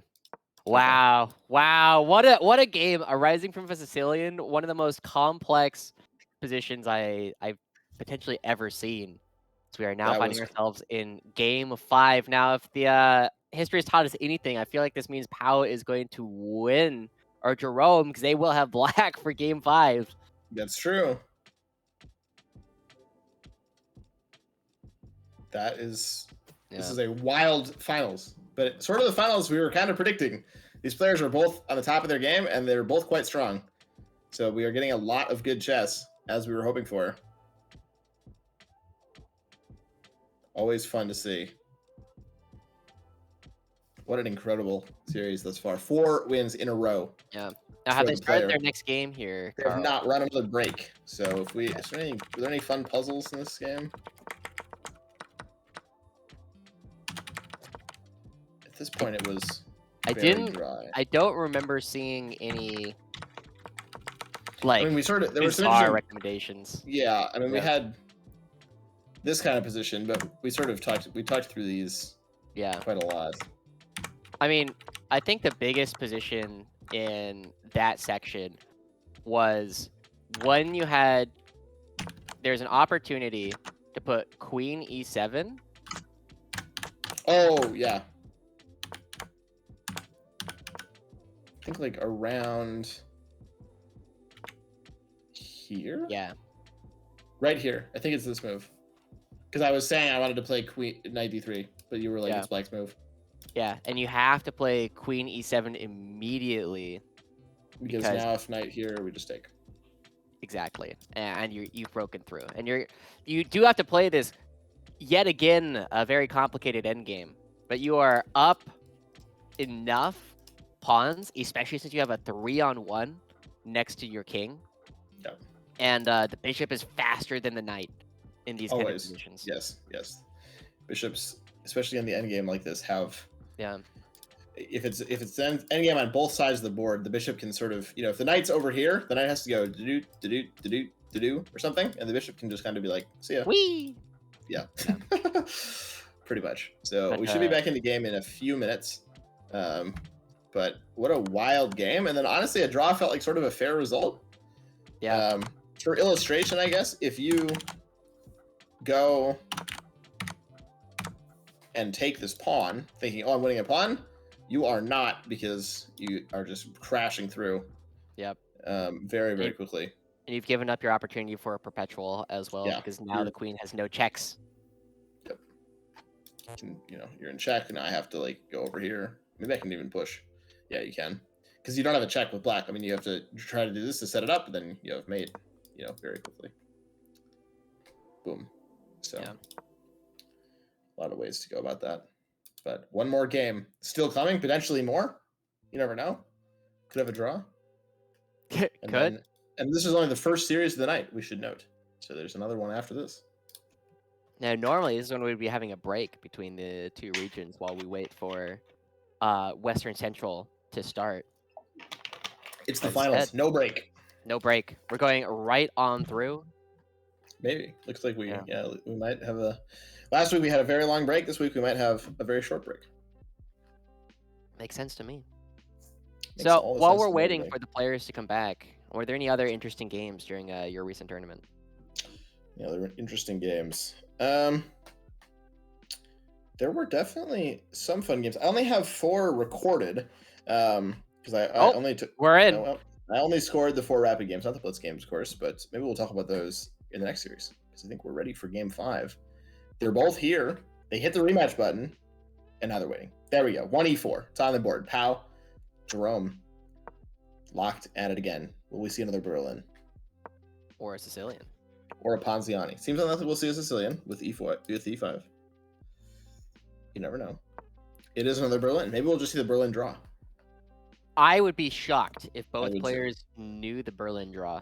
That's a good point. I don't know. Yeah. I don't know it. I think we saw d3 in this position in the last game, but it said c3 delayed Ponziani variation. It's not actually what it's called. I made that up. Mhm. Queen takes. Looking for d4 now in the center. Sorry, I'm catching up. All good. I think Jerome looking for a quick castle here. Oh, that is a very interesting move. Maybe a mouse slip. Very possibly a mouse slip. Yeah. Trying to play rook e1. I like the quick castle. Jerome got in a lot of trouble 2 games ago in their last game with black. In the start of the game, just not having the king castled. So this game, prioritizing that development and getting the king to safety. I've been disconnected. I don't know if you've been disconnected, but I'm out of here. I'm just I'm watching back. you. All right, I'm back. d4 on the board. What do you do now if you're Jerome? I think you just take the pawn. I feel like you do as well. I'm missing a move. I'm trying to figure out what the move I'm missing is. Better for white already. I'm a little surprised by that fact. I don't really mean, understand why that is. The position does seem to be opening. It does. That is absolutely true. Yeah. And both bishops are still on the board for white. Oh, maybe I think you take, and then take. And you can't take back because your queen hangs. Yeah. Maybe. I don't know. But still better for white. Why is this so good for white? You just have more space? Am I like kicking the knight out like all the way back? Maybe that's why. Yeah. The computer doesn't show anything concrete immediately. Okay. You're not like winning a piece and I haven't noticed how? No, not that I'm seeing. Okay. White just is like a comfortable space. I'm already looking at like this bishop, the bishop pair controlling a ton of space over by the opponent's king. Pow trying to carry through as the number 1 seed. Yeah. I mean, we've And already win- seen Jerome have a lot of upsets on their way here. Yeah, we have. Certainly. Many, many victories over higher seeded opponents thus far in the tournament. Looking to make it one more on the win through the finals with 5 wins for black. Pow looking for the first white victory of the day and winning the championship at the same time. True. Now, it is worth noting that white has won every time from this position. It's been played 4 times on Lichess, Wow. and that was the move played every single time. Okay. Was the response takes every time? The response was takes every single time, but it was differing in which piece. Okay. But losing regardless, I guess. Losing So regardless, yeah. doesn't even matter. I would take with the queen. That is the most popular response. 3-1. 3-1. Okay. Do you Then, trade? I would trade. Maybe I don't trade if I'm playing white. now, Maybe I think interestingly I play enough, queen g3. I would play queen g3. taking transposes to Oh, positions sure. where black has won. Oh, okay. Yeah. I would have played queen g3. I think. I don't think that was played at all, but as we No. are Fair still loss. not in a brand new game. This has been played Amazingly, before. this Wow. has been played before in 2020 September between Obi-Wan Kenobi 07 and Galorix. How strong are these players? 1800 Lee chess. In what kind of game? Rapid. Okay. Yeah. I feel like a lot of times it's like a bullet game between two like 1000s. Like, okay. Not quite, but it is a drawn position for what it is worth, right? We have, after all of that craziness and after everything we've seen so far, Nobody has an advantage. no advantage. And the only moves to maintain, or interestingly enough, the only move to maintain an even position is rook AD8, which is in fact what Jerome finds. Rook fd8 didn't work. It didn't. I don't know why. Probably because there's a pin at some point, like Yeah. against the bishop, just sort of looking at the rook still. Oh no! But you've lost a piece. Uh-oh. Uh-oh. That is going to be a hanging knight here in the center. Pow! Looking our- for the advantage. The first move to put us in a brand new position What is a blunder. Oh It's no! +6 or +4, And according he to spent only chess.com. spent 4 seconds on it. What was the move here? You just moved the other knight back? Yeah, Wait, you what do move you- it back to b6. But what about? Oh, you You can't end- take the knight because Exactly. Wow. Okay. Oh, I see. And if you take the rook on d8, you take with the knight backwards, and that's why you get out of the way. Yeah. That's why the rook mattered. Yeah. Wow, we figured it out. Oh, we missed a few moves. He did take the pawn or the thing. The knight. Yeah, that's what they're called. The guy on the horse. Absolutely, and you're threatening the knight on e5. Yeah. So. And Pao is, I think, super importantly, threatening to win the first game with black in this series. White. Or with white in this series. Yeah, one of those colors. Who knows? It's been a long set of games. We don't know what we're talking about anymore. That's okay. But it's a very cool position as well. You have to be very careful because control of the D file will be hard to wrestle back Yes. if this rook disappears for Pao. I think it's very, very puzzling. You sort of have, maybe not puzzling, but these pieces are just like not playing yet in the game. Yeah. It's been all development on that side. You've got to get these pieces out and really start to realize your advantage with being up a piece. But up a clean piece, no compensation really, no pawn compensation, maybe a little bit in development, but overall not a ton. Yeah. I'm already, as a human player, I'm starting to look at like bishop f4. But the position is so winning that there's a lot of different things available. It is worth noting that there is a potential fork riding in the position. Sure. And I don't think hate this that was move. the idea. I think you take the rook. Yeah. Rook takes and then bishop falls back. Oh, right. I'm hanging. Oops. Yeah, don't listen to me. Yeah. Let me just go back to F2, F3. Yeah. F3 does in fact protect the back rank infiltration. That does as well.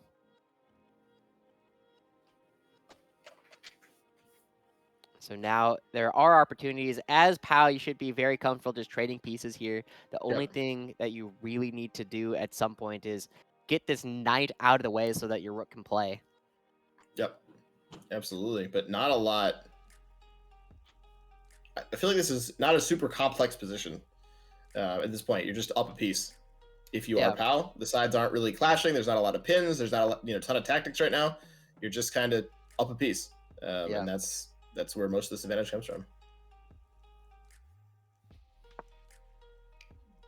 Ooh. Plugging the file. Yeah. Now Yes, that the rook. does create some potential C5. issues. Yeah, to c5 later on, but what? Oh, okay.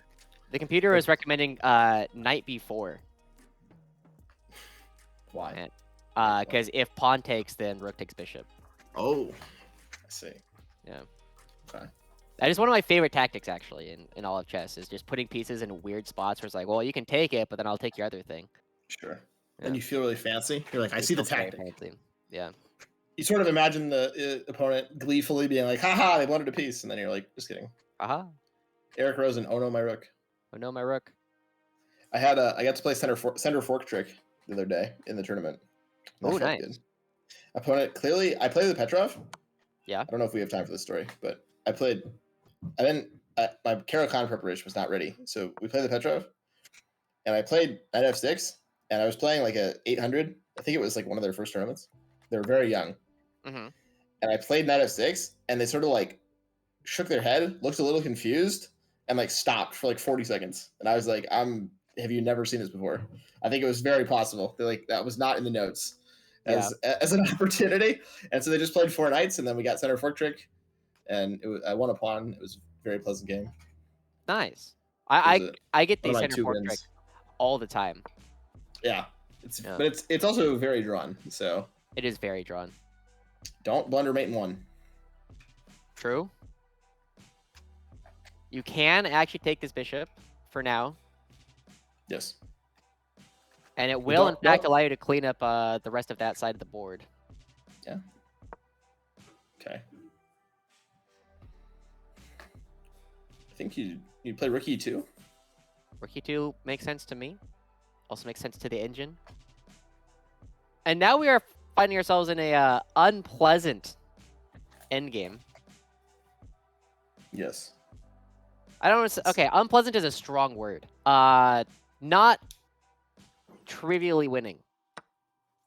Yeah, it's not. I don't think it's obvious what the next step is. That traps your bishop, actually. Oh, Bobby Fischer. It's a Fischer moment. Oh, it is. Different square, but yeah, similar idea. Jumping in. I think, yeah, it's just trapped.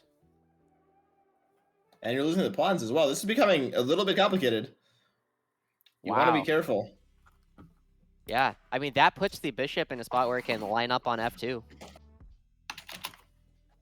Yeah. Uh-oh. Uh-oh. Getting scary. That was evidently not it. Yeah. I think just not quite eyeing the same square. But now you do got to get that bishop out. This is your last chance to do it. Last you don't have warning. any compensation. Uh-oh. And it's Bobby Fischer style G6, trapping the bishop. For those that aren't familiar, Bobby Fischer in game number 1 of the 1970s. Oh, a very cool move. Hold on, let me figure it out. Is there a fun move here? No, just the one that was played. Oh, okay. Yeah. Finding the fork. Or the pin, sorry. 1972 World Championship, Fischer Spassky. Fischer basically in like an inexplicable move in the endgame just took a pawn like this and lost his bishop and lost the game.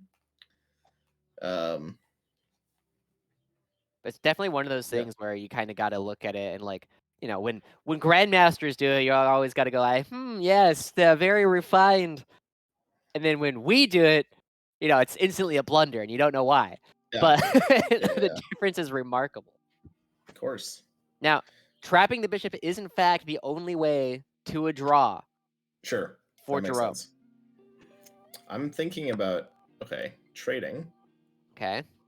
Take back and trap the bishop, and that's a draw. Is that the idea? It's still not a draw at this point because the rook finds its way over to the C pawn. Sure. That makes sense. Yeah. So it's a tough position here for Jerome, but they do finally find the trap. Take the C pawn? All right, you know what's super scumbaggy? Yeah. Uh-oh. Computer says H4. Okay, fantastic. Of course it does. I think you still have chances, though. Yeah. Maybe not.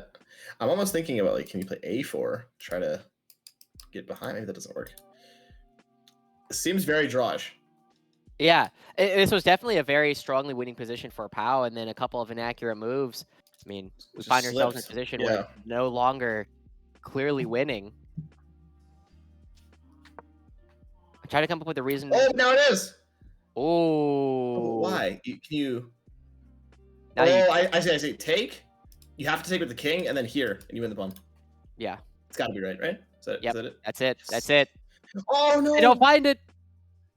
And now you could lose this game for sure. These two connected pass pawns are really scary, in my mind. Like I think Oh, yeah. practically this is really scary, because say the B pawn just starts rolling. It's Yeah. like B4, you bring the B4, bring the rook behind, boom, A5, and then you can bring the rook over and start pushing the other way. Exactly. Very, very scary. This is a very nice computer draw, right? The computer's like, nothing to see here. But Yeah. there's a lot to see here. I think you just start pushing. Yeah. I mean, you just start pushing the B pawn until your opponent responds to it. Right, exactly. I mean, you can play B4. If they don't do anything, say like, that, just play B3. If they go behind, you can bring the rook behind. And if they ever go after the A pawn, you can get the rook out of the way and just push. But only 3 minutes on the clock for Jerome. I think Jerome, I would rather play black here. I would prefer to play black for sure. Yeah, I mean, this is so scary, right? What do you do? Okay, I assume the move is rook B7? Yeah. But like, it's But still a it's so draw. You scary. just play Yeah. A5 at that point, right? That's the scary thing is every single time you go to try and attack the other pawn, you just push the other one. Oh, now it's And winning. now it's winning. That is a free pawn getting snapped up. And even if you take F7 here, right, that doesn't solve the Doesn't problem. These matter. pawns are so far advanced. Yeah, they're so much faster. And the white king is nowhere close. Yeah. This is just crushing now. Because I think you go, another check like this, you step up. But anyway, gets behind. You can play B2, B1, and then just push this pawn. As this is now dominating for Jerome, who has pulled back from a piece down. This is why you don't resign, folks. Especially in that close of a game, especially in this type of a game. Maybe F4 now. Rip goes behind, but you can just, I think you can play B2. B2? B2 works. Yeah, you can play B2, and then you play A5, A4, A3, and Rook A1.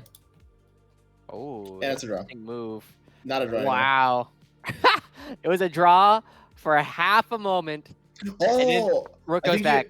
I think you had Rook B1, and you won the thing. Yeah, Rook B1 works now. Because you can't push your own pawns. You have to bring your king over. Rook B1, the only move that draws. Wow. Finds it. Yeah, Okay, your so king you play B2 and the king walks in? King is just fast enough to walk over. Okay. Still only moves? Only moves. Oh, this actually seems headed towards draw. Because you just trade all the pawns. Yeah. Now, there are two options here. You can give a check or you can walk over. And it is going to be the one pawn getting taken. Yeah, as both sets of pawns should be falling off the board. Wow. What a game. What a game. And we're going to a game 6, it looks like. I would say hard to mess this up. Hard to mess this draw up. Yeah, it's just over. Nothing to do. Takes that, and we're going to take the other pawn, and we're going to a game number 6.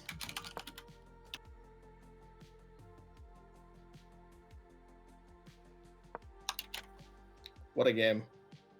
We're going to move it. Don't do anything funny. Just take the pawn. Just take it. Oh no, don't mess anything up, please. Please don't mess something up. Yeah. There's You can no just way. you can take the pawn, right? Yeah, you just take There's the pawn. no way for Pau to win this position, but you can draw it in other ways. No. Well, Pau can win this position if the king goes Rook. right square. Yeah, right square.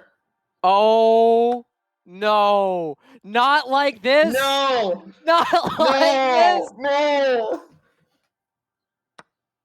Oh no. Didn't want to take the draw, is playing for a win, and now Pau, the only one who can win this position. Rook and king checkmating technique. Do they know how? Were they watching Carl's tutorials? They are doing the right steps so far. This Ooh. works. This is not how I would do it, but it is working. Yeah. I like to just lead with the king and check from the side.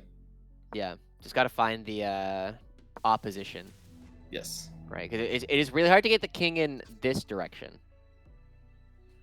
I cannot see your arrows. So. Yeah. Well, the direction that they're going. Oh, I see. Yeah. Yeah. How do you actually find the mate? They have until move 102 would be would be a 50 move rule. There we go. We found it. Now you just waste a move. Rook a7. This actually doesn't work. You need to you have to move the rook to the other side of the white king. There we go. And find opposition. And it will be Pow taking the championship from the jaws of a draw. Wow. Heartbreaking Congratulations. for Jerome. Congratulations to Pal in a very tough position.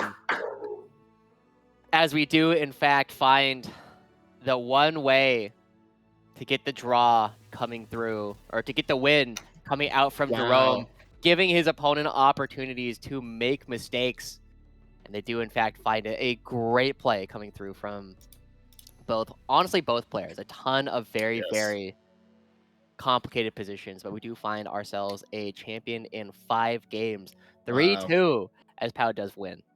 Finding a win with white pieces. We could have had game 6, but he's able to find the win, the checkmate with the rook and the king against the king. Incredible games throughout almost a 2-hour series. These players putting on a show, which is what they were saying they wanted to do beforehand, and they certainly delivered on that front. And that's only the first series we have today. We are going to be taking a short break while we wait for the Western Central region to get started. It does start back up in about 13 minutes, where we will be continuing our coverage of the Stride Esports League Chess Tuesdays, where we will see the thrilling climax to the Western Central region. So for anybody who has been tuning in, thanks so much for watching this part. We'll be back in about 10 minutes.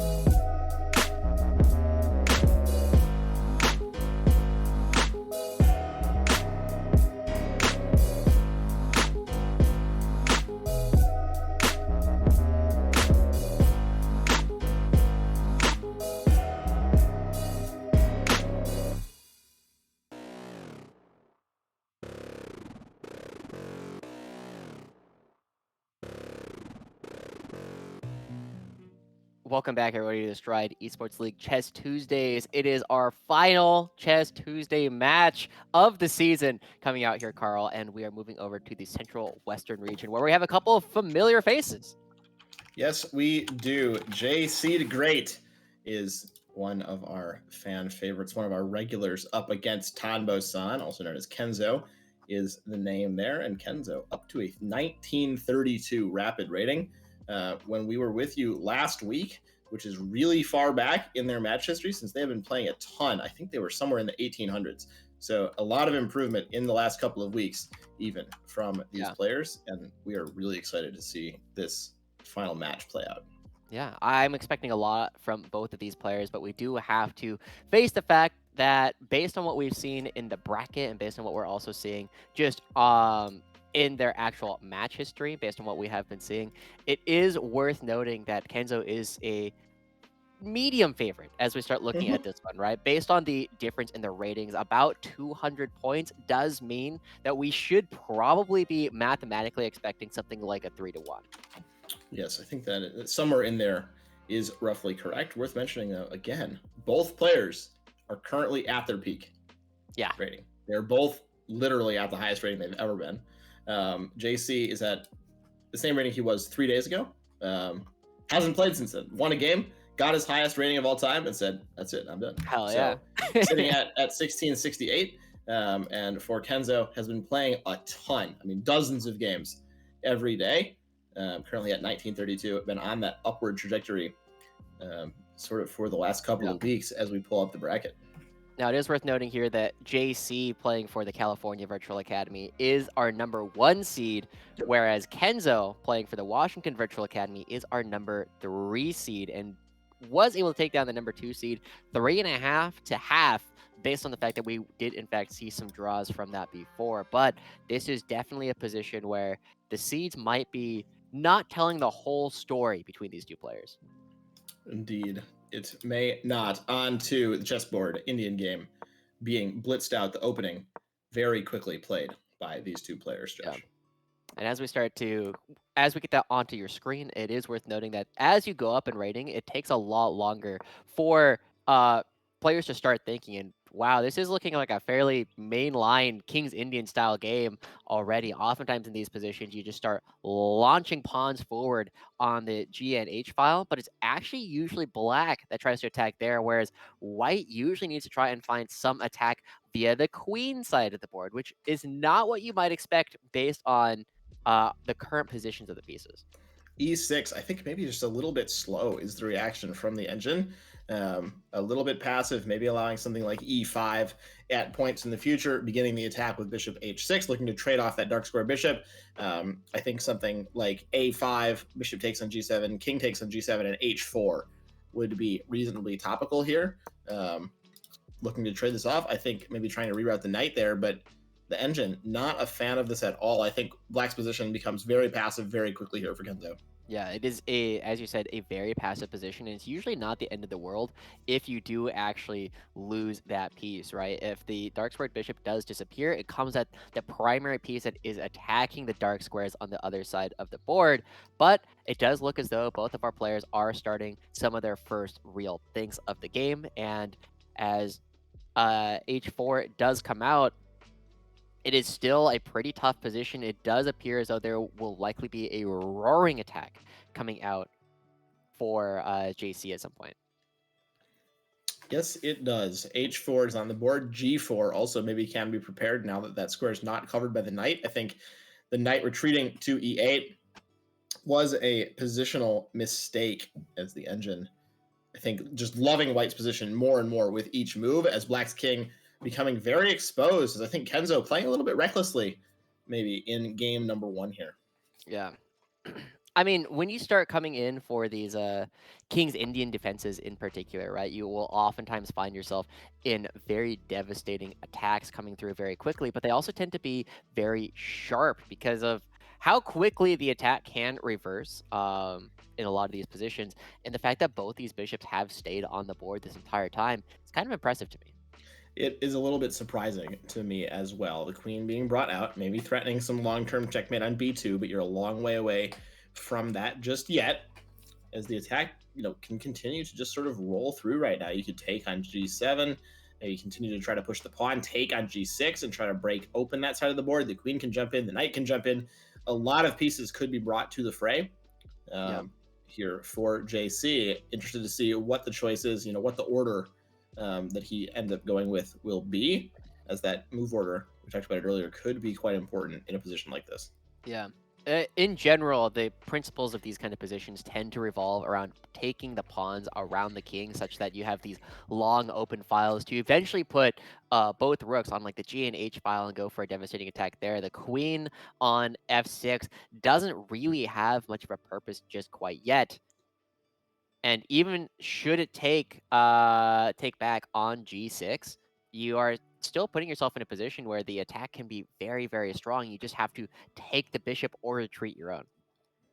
Yes, that is very, very true. Something I'm thinking about, if you want to just gain some space, maybe like bishop to G5 slows down the attack for a minute. Queen goes somewhere, and then H6 would sort of put the bishop in jail in the corner. I don't know if that is super strong. You might actually be blocking yourself with the pawn on H6, but it is something that I'm thinking about. Also, takes, queen takes, and then maybe taking on G6. You're opening up this idea Yeah. At in the some point, corner. I do think you need to take on G6. It doesn't need to be right now, but as we do see the bishop fall back, the queen only really has one move. And I don't now love we this will idea. learn. I think Yeah. H6 is like a very Alpha Zero like idea, but I think maybe you even just step forward with the bishop Yeah. to F6. There are still dark squared weaknesses long term, but as we were kind of talking about, like these kind of Wow. positions can very quickly turn to nothing as the draw is now being called. It's a draw, says Stockfish, and the rest of us are like, come on, dude, like No, there hasn't even stop been a that. piece taken yet. I'm wondering what is the idea here? Uh takes on E4. F Hmm. takes E. Chop, chop. Yeah. Boom, advantage all the way back up. It's back, everybody. Yeah.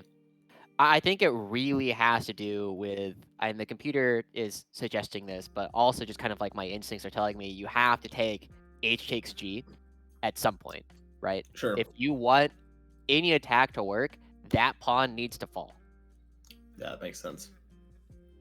Destabilizing the black position in a big way. Yeah. JC coming out of the gate very, very strong against his higher rated opponent. Got to have that confidence straight away if you want to win a series like this.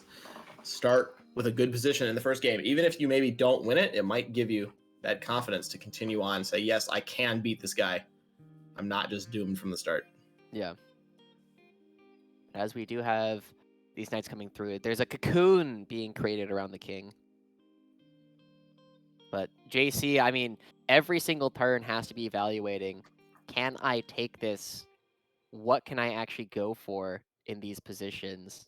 How can I make this attack actually work? Because it's pretty undeniable that you have an attack. I actually wonder if something else gets played, if this knight will be trying to take on H5. Sure. Just clear that out. But then you create a very There's tough stakes. spot. And it is takes, H takes G, H takes G.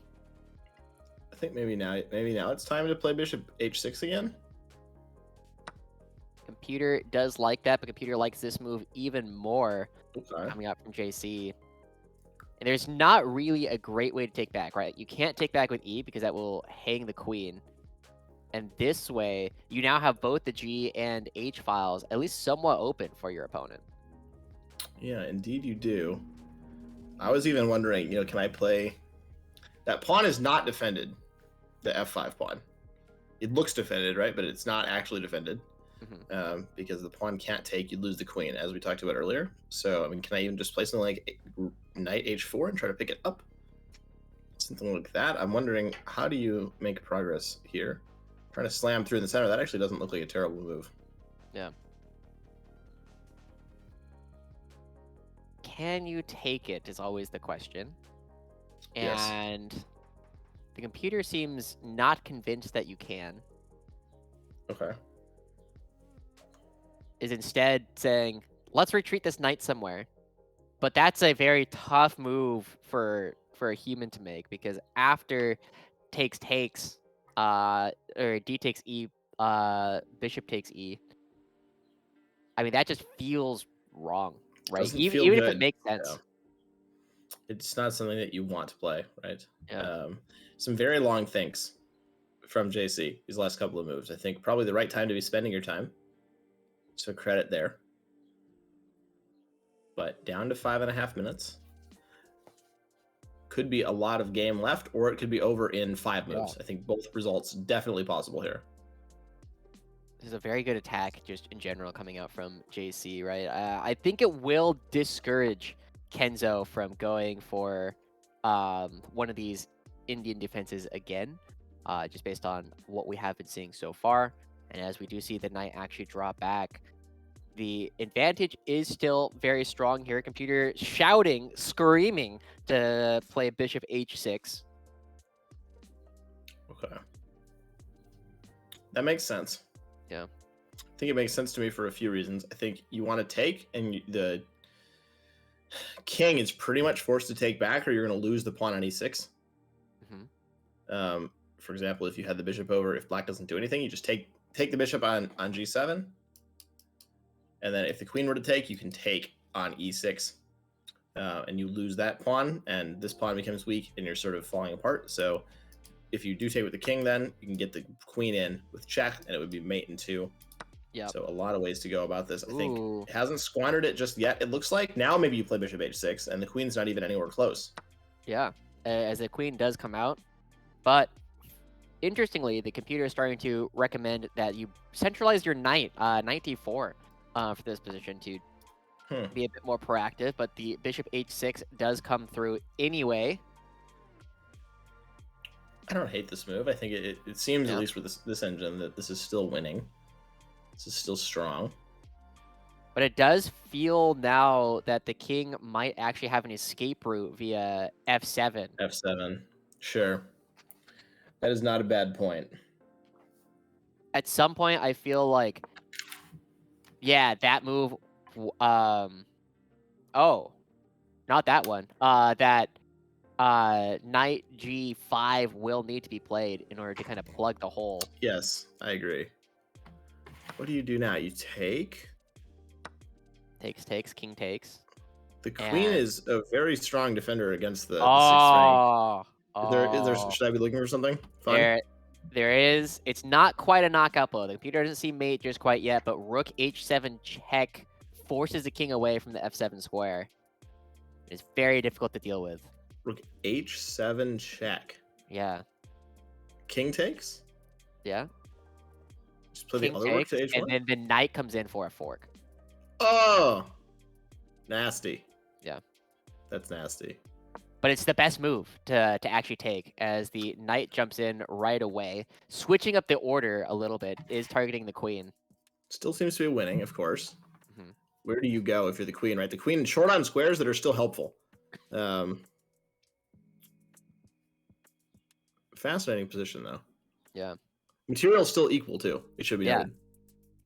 I mean, that's part of why these attacks are so wild, is just because, again, we saw with a single move that's just a bit too slow, computer is saying Yeah. a draw, but Kenzo does find the best move from this position.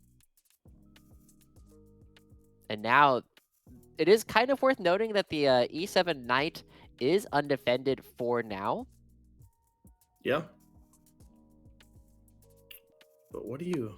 Okay, now... But this is the other order. You can see why this would have been so devastating if the knight was not here yet and the queen was still on e6. If the queen was still here, king takes, this would be a fork. But now you are past that point. The king can go that way. Now the computer is recommending you trade the queen for the knight and the rook. But as you step forward, that does invite the queen in on the long diagonal. But that does, in fact, hang the knight if you were to do that. Yeah, it wants black to give up this. Yeah, but you can't take the knight in this position if you were to advance the queen to d4, because f4 is checkmate. Wow. That's scary. So you have to go. Do You you have to- block or do you go back? Yeah, you have to block with knight e5, F4. and then yeah, f4 after. Oh, and then maybe you lose the rook. Then the king runs. Huh. Yeah, I mean it's still a plus Sure. 14, plus 18 position. Sure. Only 2.5 minutes for JC. I think it's possible to mess this up. I don't think it's super easy, but I do think it's possible. Yeah, I feel like JC might focus too hard on what on the fact that you would no longer be defending the knight, not realizing that the queen would be Oh coming no. through. Oh, I don't. What's you the? have point? one legal move, or you have two legal moves. One of them loses on the spot. You either take and get to a drawn position, or a very slightly winning for This black. is mate. Would have been mate. Would I'm have not- been queen, queen f4, actually. Oh, queen f4. Or no. It was f4. You're right. Yeah. Okay. Yeah. I think this was the idea, but it just doesn't work. Yeah. I mean, this has to be what you're thinking when you play that. When you play knight there. But then queen blocks. Yeah, there's nothing. Can you even block the knight? No, knight block loses to rook takes c7, actually. You just say, hey, I'm going to Okay. be up a bunch Sure. of material afterwards. Got it.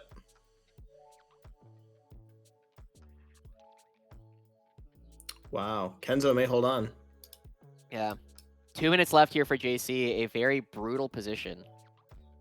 Yeah, this is a devastating game to lose if you're JC. Yeah. I mean, this was the idea, like you called out. And Kenzo does, in fact, find the best move. Yeah, it just doesn't work. It simply just isn't Yeah. winning. The only move that maintains, like, even close to an even game is knight takes e4 check. Okay. But then That at feels- the end of it, yeah, king is going to be threatening the rook, so you have to trade queens off, and then you're just down Okay. material. Ouch. I think if you're JC too, you know you were winning at some point in there, right? Like you know for sure that you were better, probably winning, and you just didn't quite find it. And that, we talked about confidence earlier, can be a real hit out of your first game with white. You feel like the opening went well, you got a winning position, weren't able to convert. How do you come back from that? It is the best of 5. Again, It is worth noting Go ahead. here that king g6 is winning for black. The only other legal move is king e6, which is mate in 2. But they do find the right Wow. one. Well played. Going in the correct direction. Yeah, you're very stuck. You're very stuck. You're down a bunch of material. Yep. And only 80 seconds on the clock. I don't think you throw in the towel and resign yet, but you have to do something. But how do you not trade the queens? I think you have to. You have to trade the queens. The only queen g5 is the second recommendation, and that's -6. I think because queen takes, knight takes, king takes, you can take the knight on e7 maybe. And there it is. The retreating move coming out from the queen. The rook is hanging. The knight is hanging. Everybody's hanging. I think you take the rook, right? Otherwise you lose Yeah, the rook you on take the the knight on e7. Yeah. Boom, there it is. -10, at least on my screen. Wouldn't be surprised if we see resigns. Said playing out a little bit more, but the defense is there. You're exactly the same position we were earlier, essentially, but without the rook on d1. Yeah. Still Now asking you have questions. to blitz out a whole bunch of moves and hope that everything's correct. Now this will allow the queen in to h6 potentially, but ooh, interesting move. Instead, trying to trade off the queens. I like that. That's smart. You will still be up a lot of material. Yeah, either way. and resigns. Kenzo Wow. picking up game number 1, totally winning. I don't know how fast they will be, but we can go back and see what was going on here, Josh. Yeah. Let's see. The last move. So the move that broke the game Right was, yeah, knight. What is that? Knight e4 Knight c e4. is what was played. Yeah. That position. Stockfish is saying +14 if and only if you play queen d4 check. Because as we were talking about before, if king takes the knight, f4 is checkmate. Nasty, mate.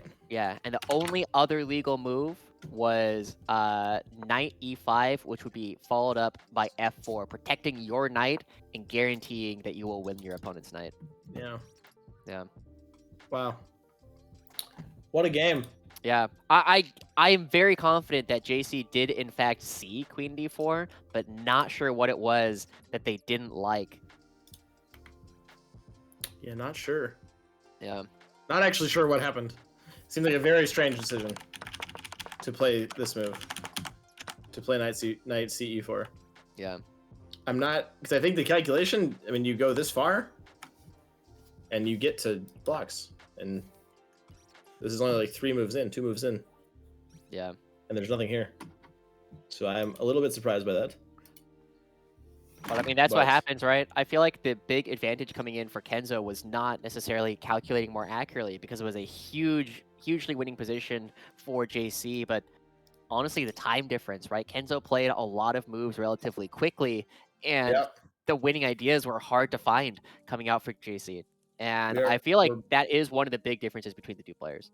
I would agree. We are back in. It's a fantasy variation of the Caro-Kann. Oh, now I don't know a lot about the Caro, but it is a very fun position as well. We go back And I to know the it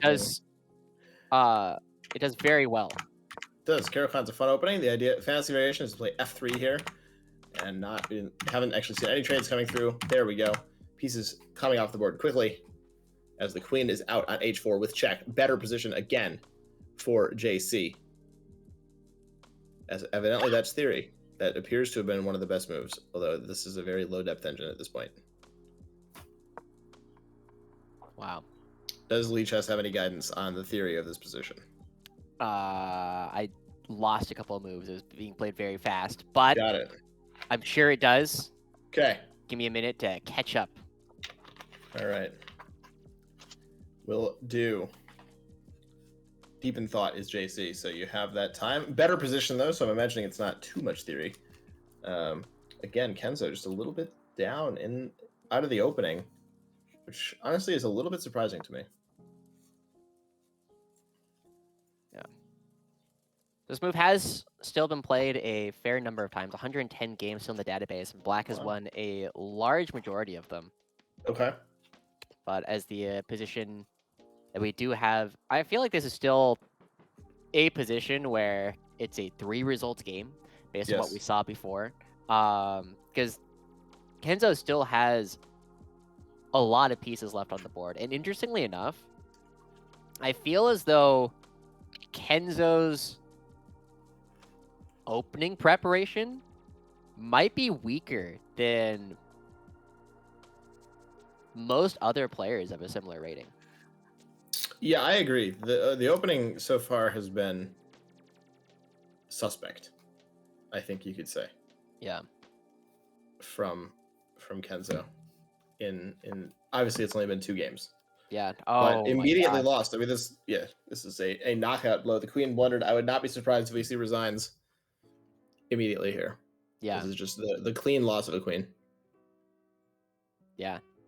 Woohoo, you get a knight back. Great. Now, interestingly enough, the only other time we've reached this position, white won. And even still, we do see a very quick resignation as we do tie it up. JC with a very short win in the Caro-Kann. A miniature. Yeah. That was brutal. 15 moves? 11 moves. 11. Wow. 11 knight f4 mate. Well, not mate, but knight f4 knockout.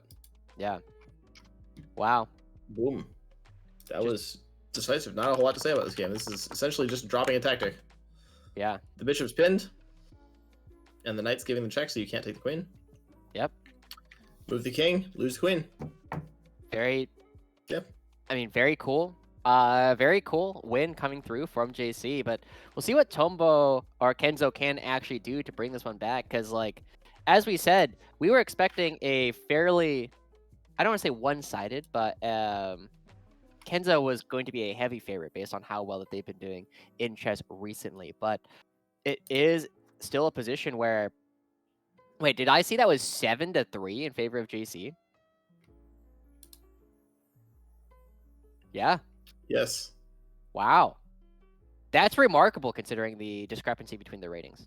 it really is. I think. I mean, Tombo's rating has has skyrocketed recently. Yeah. As they've been playing more. So I think maybe it's sort of like the folks that have the positive score against Magnus Carlsen, where they beat him a few times while they were children. Yeah.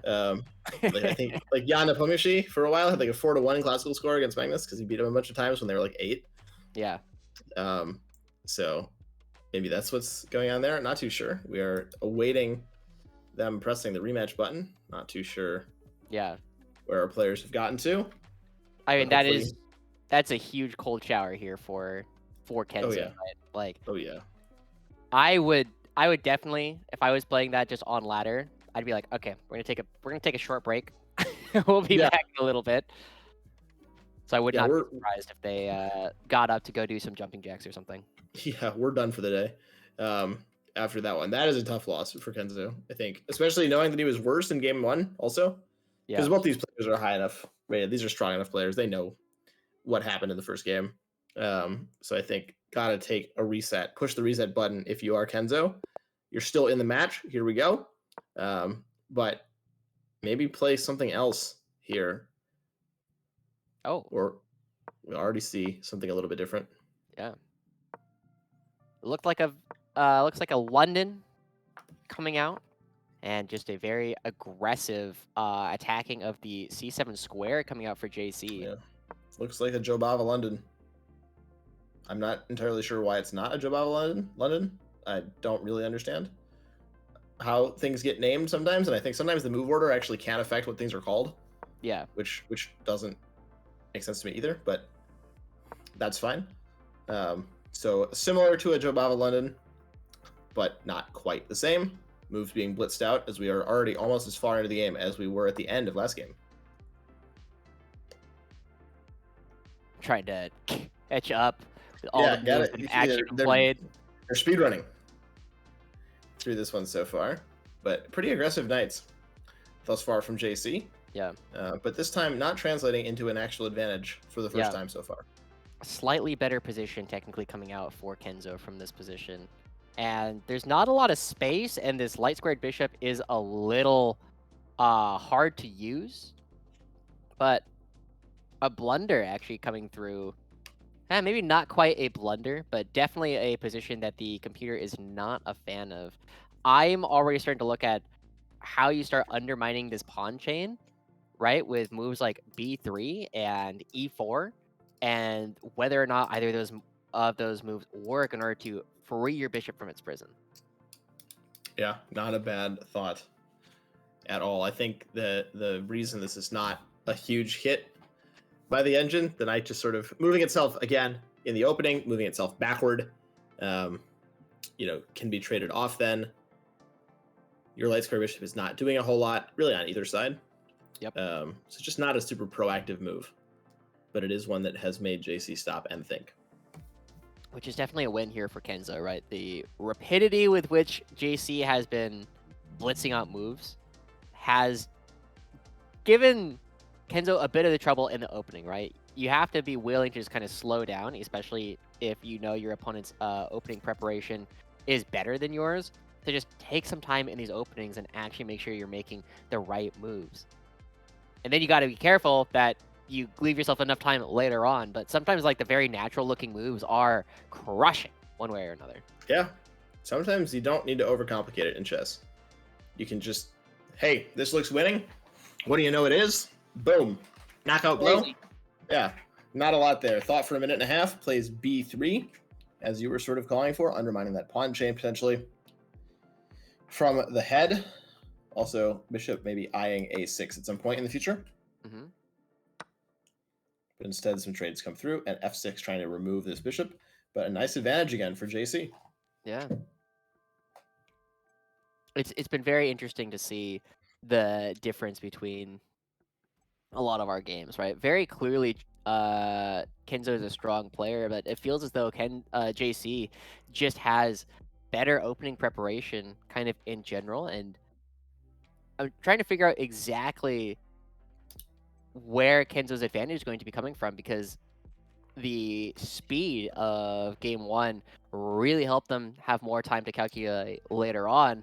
But we're going with a very different style of opening as well from Kenzo ever since then. Yeah, the opening changed dramatically after game one. I think you sort of called it out. He might not go for that again.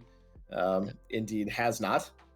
I think that's a very defendable decision. Got a terrible position very quickly. Besides, he's trying not to get undermined. Strikes out and trades those pawns off. Material still equal. Both players down a knight and a pawn. Yep. Starting to get end of the opening, early middle game phase. Yeah. But not a whole lot of obvious weaknesses on either side just quite yet, right? Like the E-pawn is kind of a weakness, but also can be utilized as a weapon to break open the center of the board here from JC. And this light squared bishop still preventing JC from actually castling away. So while there is an advantage coming through for JC, it feels very nebulous right now. Yeah, it does. We're sort of still maneuvering around. Pieces not super sure where they live. The knights are sort of stuck. Neither of them really wants to move at this point. Like this knight goes back, you can maybe get traded off. You're on the rim. You don't really have any squares to go to. The same is true with this knight. It can't really move. But at the same time, you want to move this knight so you can attack this one. But you can't move it. So they're sort of like stuck. Neither of them can move, but they both want to. Yep. And nobody's going anywhere. I think this is setting up trying to set up a battery going this way. Yeah. Potentially giving a bit more freedom for the knight to fall back as well. But there's still a lot of pressure on c4, right? In these kind of pawn chain positions, you always have to ask like what kind of pawn breaks are actually going to be working. And so far, part of it is the battery. I also imagine JC just wants to get his king out of the center. Yes, that seems likely. Does so. Castle's short. Wow. Didn't even think, just went for it. Oh, I thought somebody lost a piece, but that's evidently not what happened. But now totally winning. Why is this so strong? That's a very good question, honestly, right? The material is still equal. And I think it has a lot to do with just like the complete lack of space that Kenzo actually has in this position. And so we will have to see how effectively they can calculate their way through. But computer wanted b6 in that position. Yeah, that sort of makes sense. The knight has nowhere to go. Sort of. I mean, the knight's going to end up back on like e8. Yeah. And very sad. That makes sense. You end up with like doubled pawns, trade, back, and you can take here. You're threatening this way, you're threatening here. That sort of makes sense. Oh. Allowing the queen to infiltrate a little bit, but the evaluation has reduced, as now that is no longer really an idea in the position. And then the question does become, do you want to trade off these bishops at all? Do you want to trade on your terms? Do you want to force your opponent to take you? I think it's not exactly obvious.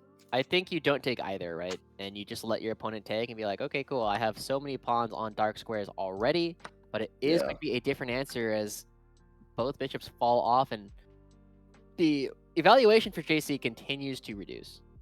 Yeah, I think a5, this move seems, there's a lot of defenders and a lot of attackers on this side of the board. Both kings sort of going to be left alone for now. Do you take this pawn? Takes. There's a lot of pieces in the fray. I think maybe you say whoopsie daisy and you play b6 and you sort of let the rooks go home. Go back another direction, but I'm not too sure. Yeah. I mean, I think JC likes the rooks out here on the A file, maybe the B file, right? Somewhere where they can actually use a semi-open file. And it is worth noting that the rook on A8 has only the knight defending it for now. True. And should you take on A6, it will leave Kenzo with a passed pawn, but you can infiltrate as well with your queen to B7. Absolutely. So if we imagine takes, just to do the counting exercise, takes back, takes, and takes. You have enough defenders, but you also have something like queen b8 at some point there, so you want to be a little careful. Ooh. Instead playing c4, that was not a move I considered. I had not considered it either, but it seems to be doing just fine according to Stockfish. I'm trying to think of what the idea behind this is. Maybe playing c5 and just kicking the queen out. Perhaps, but what do you do if after D takes C? I guess it's just getting rid of a backwards pawn on the outside of your pawn chain. Yeah, I think the queen's better placed on c4 than it is on b3. I think you have better pressure on this knight if you're doing any kind of exchange and you're adding yourself to this attacking list. But you would end up kind of leading with the queen, which is not always optimal. It's in front of the bishop.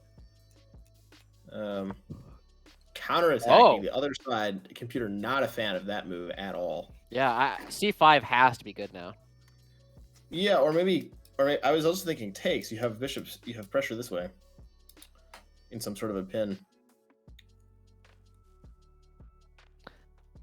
It is fairly blockaded for a little while. If But, I take? You know, yeah, by the You queen. want to take back? No, I just think it's blockaded by the queen, right? It can't move. Oh, I see. You don't take it. I see. Yeah. Or the idea to not take it. Okay. Computer agrees with you. At least that this move is not great. Okay, Kenzo That's does a take good back. point. Yeah, the pawns Yeah, are sort of stuck. It's a very raggedy looking pawn chain now coming through for JC. But they are 2 passed pawns in the middle of the board. Not super impressive yet, but they could be one day. Is it ever time to take on a6? This tension's still here. Take on b5. The other direction, of course, does not work. So if you are black, if you're Kenzo, you're sort of stuck at the mercy of JC for a little while.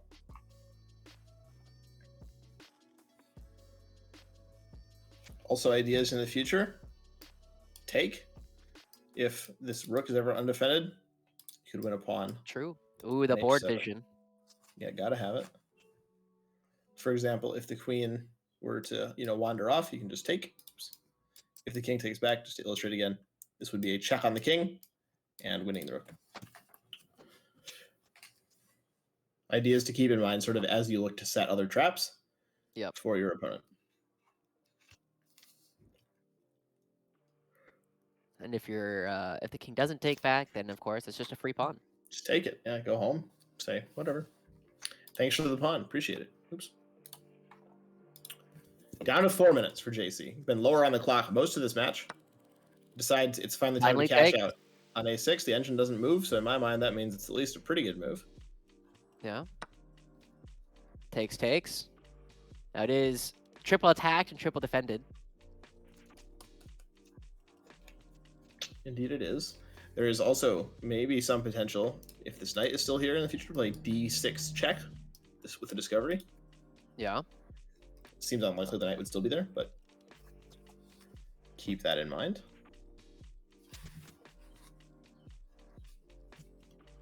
Also some check ideas on the back rank, depending on where the pieces go. So a lot to think about here. Yeah. JC up a pawn, better position, but a lot less time on the clock. Plays bishop c4 first. Yeah, I really want to get the king off of the g8 square. Right, just make sure that this discover check is never really an issue. Also get out of the way of any bishop h7 ideas from earlier. I don't think there's a huge difference. I would probably be inclined to put the king on h8 just to hide, but I don't know.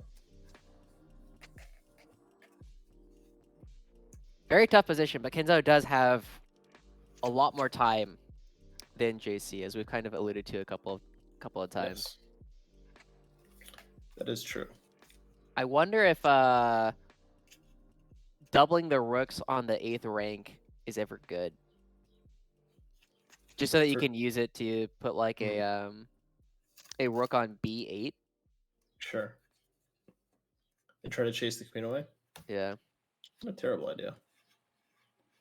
I don't hate it. The rook on d7 is not really doing a whole lot right now. It seems like the most free piece to move. Yeah. Because it's not participating in the defense of a6. think ideas that are striking out to me are like rook d8, rook e7, king h8.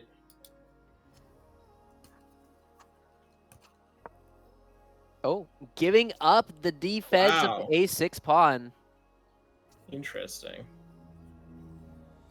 Why doesn't rook takes a6 work? Oh, Does it because not knight work? takes. Knight Oh. takes. Can you take it to the bishop though? Or do you get running Uh, into knight takes on d5 maybe? Knight takes, queen takes, and then it gives up the d5 pawn, and then you're at a draw. Yeah. Wow.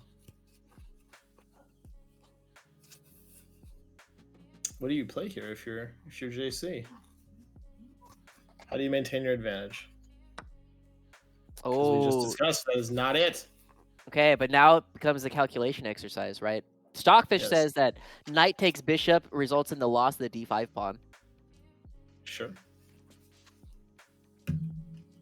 but I'll believe that. everything else is +2. Really? Everything else, yeah, That's +2? that's Why? +2 because it's pinned. You go back Oh, with you can go back. You just go back. But can't you just why can't I play king f8? Why am I what's after the issue? Like bishop c4, king f8. rook a6, Oh.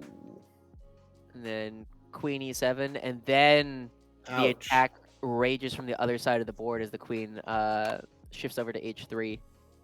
I see. It's a really tough. It's really hard to calculate. Yeah, not a ton of time either Yeah, for either of these players. I mean, I think these are kind of positions in a classical game you could sit for, 15 minutes and think. yeah, You'd work it all out and find the right move.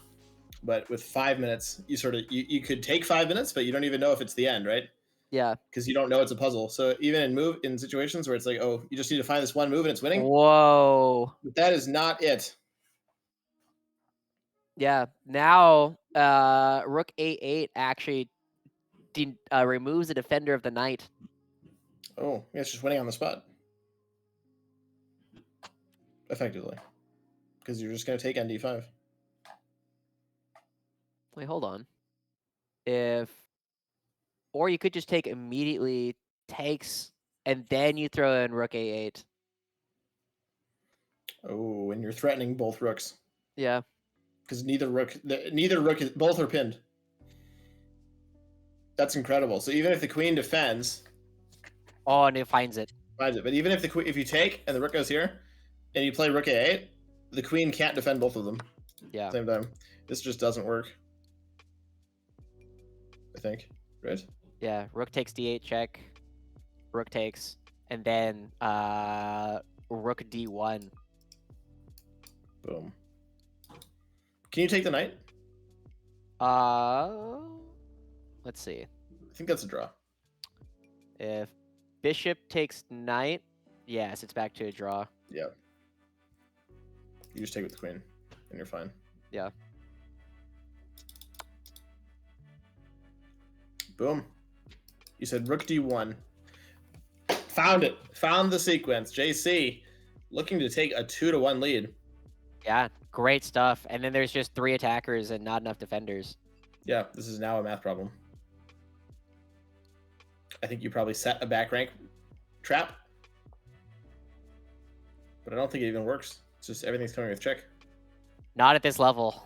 Yeah, and that's also true. Players are a little bit too strong. This pin has been so instrumental in this game. Tombo-san potentially going down to his last life.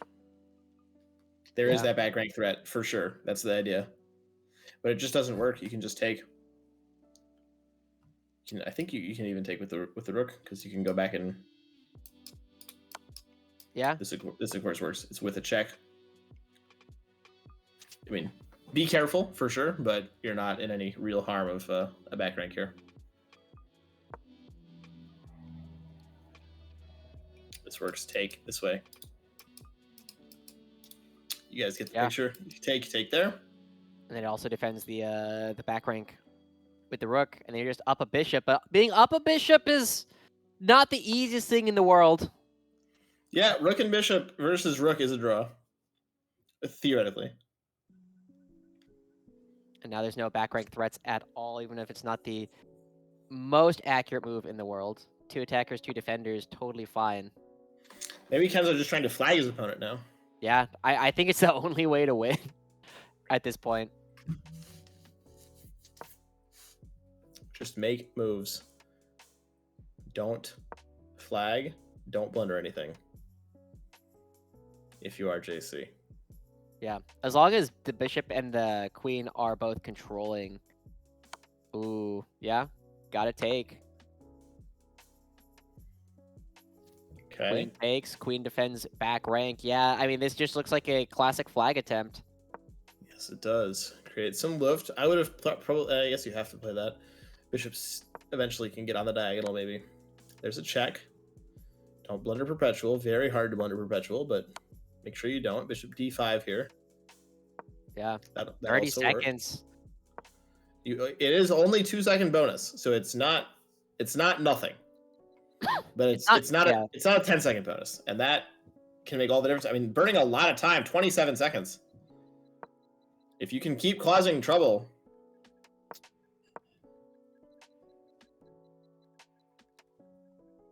can maybe find something. There's a check. Queen blocks. That should do it. That forces the queen trade.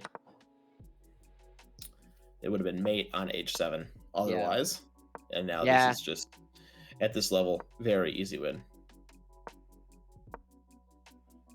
Especially because of the increment, right? You can make a lot of nothing moves as JC in order to rebuild up your time. Yes.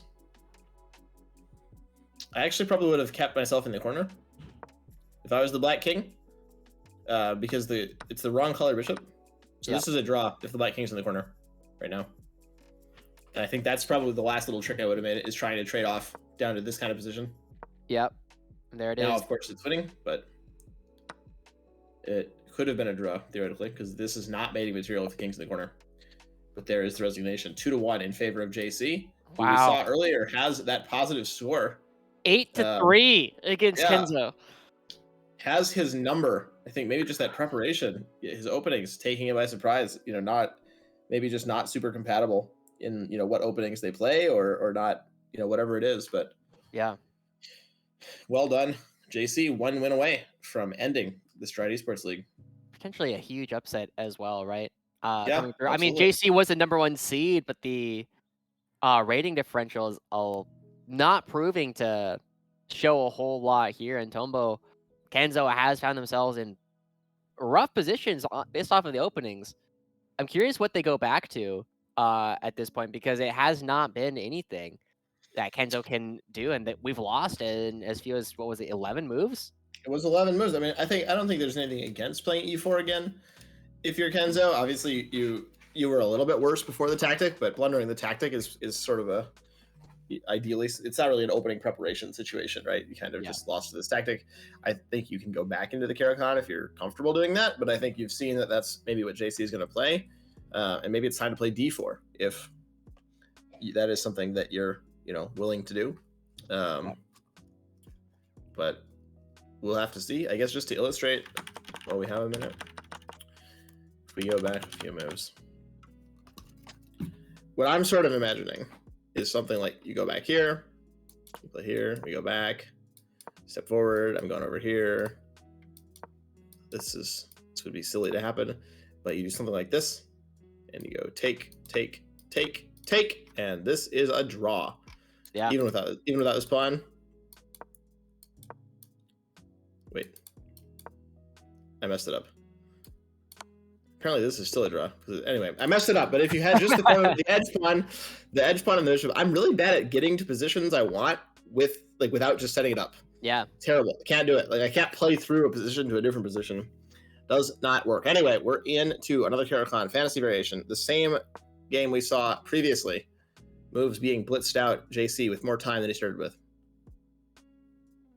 Honestly, I love it. And we are already seeing a spot where Kenzo seems to be a little bit unsure about how to carry on from this position. But, I mean, this is what we saw last time around.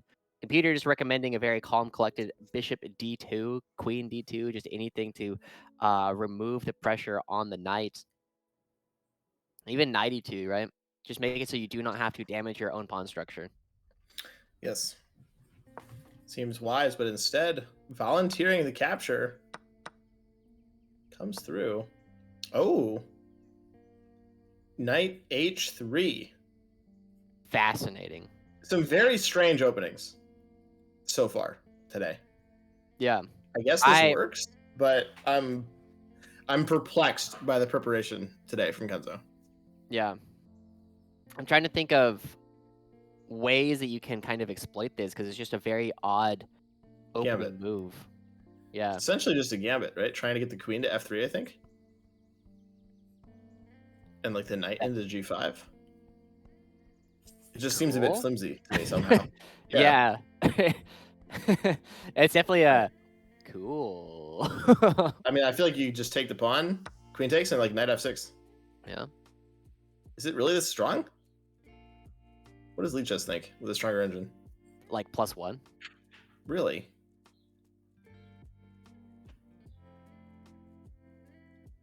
Huh.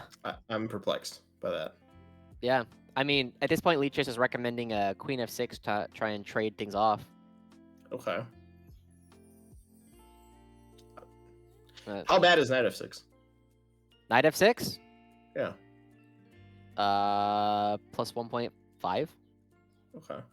So, you know. That's very probably what I reasonable. would play here. But okay. There it is. How do Yeah. you maybe bishop G5 is the idea? I'm just struggling to see how you're breaking through, and I'm down a pawn and I have a bad structure at the end. Yeah. That's sort of why I'm perplexed at this position right now. It does seem like there's a potential really big attack on with like a Trojan horse style attack, that's true. right? And I'm- what I I'm- mean by that is yeah. after like H6, if the knight moves to like G5, like that's a very common sacrifice in these kind of positions. Yes. Does it work? Hard to say, but Depends on the position. Yeah. In a big way. What do you do now if you're JC? I like this move, reinforcing. mhm. Also thinking if there is counterplay at some point, queen A5, you could both swing yourself over to one of these squares if it's ever useful, but Yeah. also maybe taking on C3, castling instead, bringing more attackers to the party on the open F file. It's one of the main points of the fantasy variation, is to get this open F file, just usually not in this manner. Yeah. Do you castle? I don't think you do. I think you're too scared of a Greek gift style, fishing pole style, whatever trap you want to choose. But now maybe you just take it. You're close to being able to take that pawn, I think. You're very close to being able to take that pawn. Unfortunately, there are too many defenders, I think, on the F6 square. Yeah. Sure. And you're leading with the queen, which is never a good thing. But this is Kenzo's, I believe, strongest advantage so far. Yes. Looks pretty good. Yeah. And with that, we actually move into our first time that we are in a brand new game. Wow. Yeah. Novelty. D2. Bishop Yeah. D2. What was played in the previous game? There were 19 games. Knight wow. F4, Queen G3, Bishop F4, A4, and G4 have all been played. A4 in this position. That's bold. Right here, you're like, yeah, it's first one. Let's see, did it win? A4 had been played twice, and both sides had won one game. Okay. Well, I stand corrected, I guess. It's OP. It's OP. It's got a 50% win rate. Man, that's pretty good. Can't argue with that. Kenzo looks definitely the most confident in this game that we've seen so far. And C5, my engine likes it. It's starting to not like it as it thinks more. I mean, that's definitely one of the moves where it's like, ha ha ha, you tripled your pawns, nerd. I think the idea maybe was knight E5 afterwards to try to just take away some of this attack. Yeah. But rook E1, rook A1, ignoring your pawn basically, which I think makes sense. You don't need to rush in and triple your own pawns. It is very funny. Like I've had one game ever where I had quadrupled pawns. Okay. And I very intentionally was like, I could win this game, but then I could also send this screenshot to my friends. Sure. Is that what you went with? I did. I sent the screenshot to my friends. Okay. And they're like, you are so dumb. Hey, gotta do it. You got the screenshots. Don't I argue. got the screenshot. Yeah, come on, friends. We do see take, which does in fact prevent knight e5 for longer, as of course the rook on the e file is currently controlling it. But at some point, JC does need to get his king out of the center. Yes, that would be ideal. This is not, I think, how he was hoping this opening would go at this point in the game. No, not at What do all. you do? You're almost just paralyzed here. Okay, trying to untangle. Don't It's know how so much that hard. It's helps, so yeah. hard to get out. I mean, maybe trying to play bishop d7, queen c7, castle long. I suppose. I mean, I don't. You got to get out. You have to untangle somehow. You're also attacking the pawn on d4. That should probably be noted. True. But reasonably simple to defend. Although you are making choices when you do that. Computer is recommending a rook e4, and you can't take it because if you were to Mate. do so, it would be checkmate. Okay. That works. Yeah. Just defending. Just simply defending. But also getting the rook into the game. Stockfish is also suggesting queen g3 to attack the g7 pawn. Sure, that's an idea we saw in some of the other games in the database. Mm. I don't love this move. It does defend the pawn on d4, but it just feels very passive, right? Feels like we're going the wrong way. Yeah. It's your turn again. Oh, okay. Right. I think if I'm white, I'm worried about giving black enough time to get the king safety. Yeah. Because I think if the king is safe, then a lot of the advantage is gone. Because I am down a pawn. And you have 3 pawn islands to 2. Yes, your endgame defense is not great. That absolutely should be noted. If this is a king and pawn endgame, black's winning every time.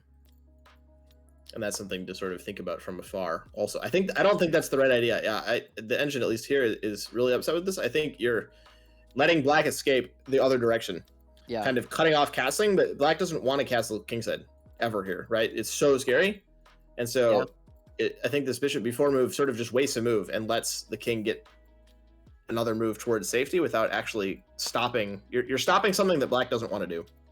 Yeah.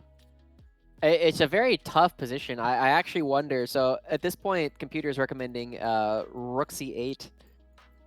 Okay. I think that move is very natural. Yeah. But that defense makes a lot of sense. But now... Totally paralyzed. Ooh, interesting. I mean, the g7 pawn is under attack. But the computer is recommending queen c7 as the only move. What? Queen c7, only move. How does... Why? So after, let's see. Queen c7, bishop d6, queen b6. Wait, the queen doesn't And just... it's just wait, if I play queen unafraid. c7, don't you just take it? Knight's defending. Backwards. Oh, wait, it was sorry, just I went taking to... I'm a move behind now. Okay. I see. What happened? I don't know. Barely better, says the Depth 28 chess.com engine.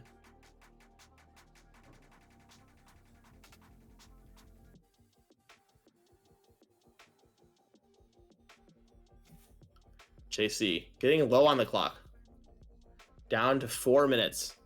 I think a couple of moves away from potentially consolidating this. But it is still a few moves away. Yeah. And that is, of course, the point. Now the king largely stuck in the middle of the board, right? You're Yeah. already saying like it can't really castle, but doesn't really want to.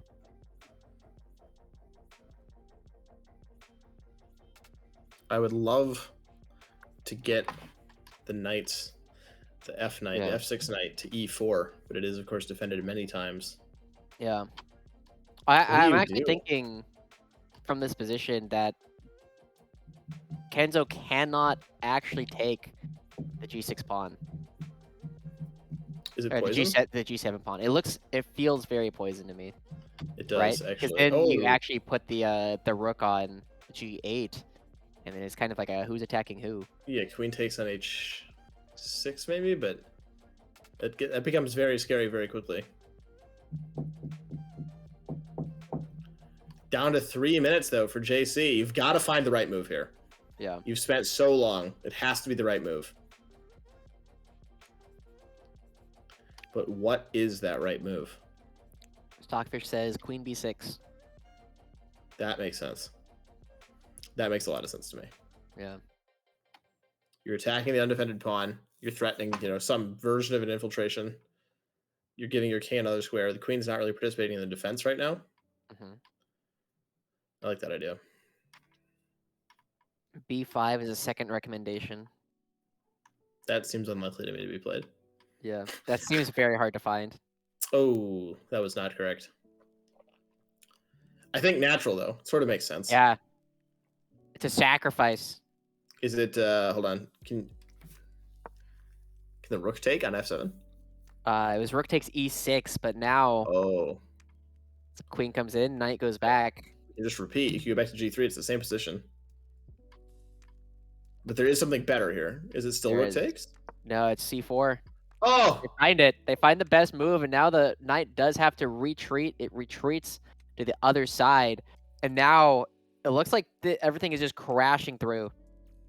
D5, If you maybe? play d5, yes. Kenzo finding the form late in the match. Because you can't take the e-pawn is pinned many times. 3 defenders still, though. But you're What a losing tough position, yeah. Wow. 2 minutes for JC. Still up a pawn, technically, but that is just for now. The bishop goes back, trying to cocoon. But I don't think it's going to be enough, Josh. No. Seems very unlikely. Plus 12 from where I'm looking. Yeah. D takes E, looking very natural and the best move. Always nice when those things are the same. Do you just take with the queen? No, it can't be right. D takes, say bishop takes? D takes, bishop takes, You take with the queen? knight of 4. Oh, no queen sacrifice? Not yet. Okay, not quite yet. It almost works. There it is. I think taking with the bishop seems, very obvious. Knight f4. Let's Also see. seems Can reasonably queen obvious. take? Queen takes, loses the game, unfortunately. Damn. I wanted it to work. Wow, what a move. It's an It's incredible not the move. best move. It's not the Yeah, best move. knight c4 now? That's what I was thinking. Oh, but you have like queen b5 check. The Oh, king the runs. king's running. Yeah, I mean, there's no like immediate knockout that I'm seeing yet. That's like mate in 2, right? Like it's still way better. But I think you could when you're in this kind of position, it's always possible to just like drop one of the attacking pieces somehow and go whoopsie. Yeah. And that would be a heartbreak for Kenzo. Yes. Still But 5.5 minutes left on the clock. the pieces are swarming. Yeah, it's so hard. I mean, JC is effectively playing this one without rooks. Yes. They have not moved. And they are not participating in the game. Yeah, putting more pressure here on the bishop. Okay. Desperately defending. The pieces swarming around.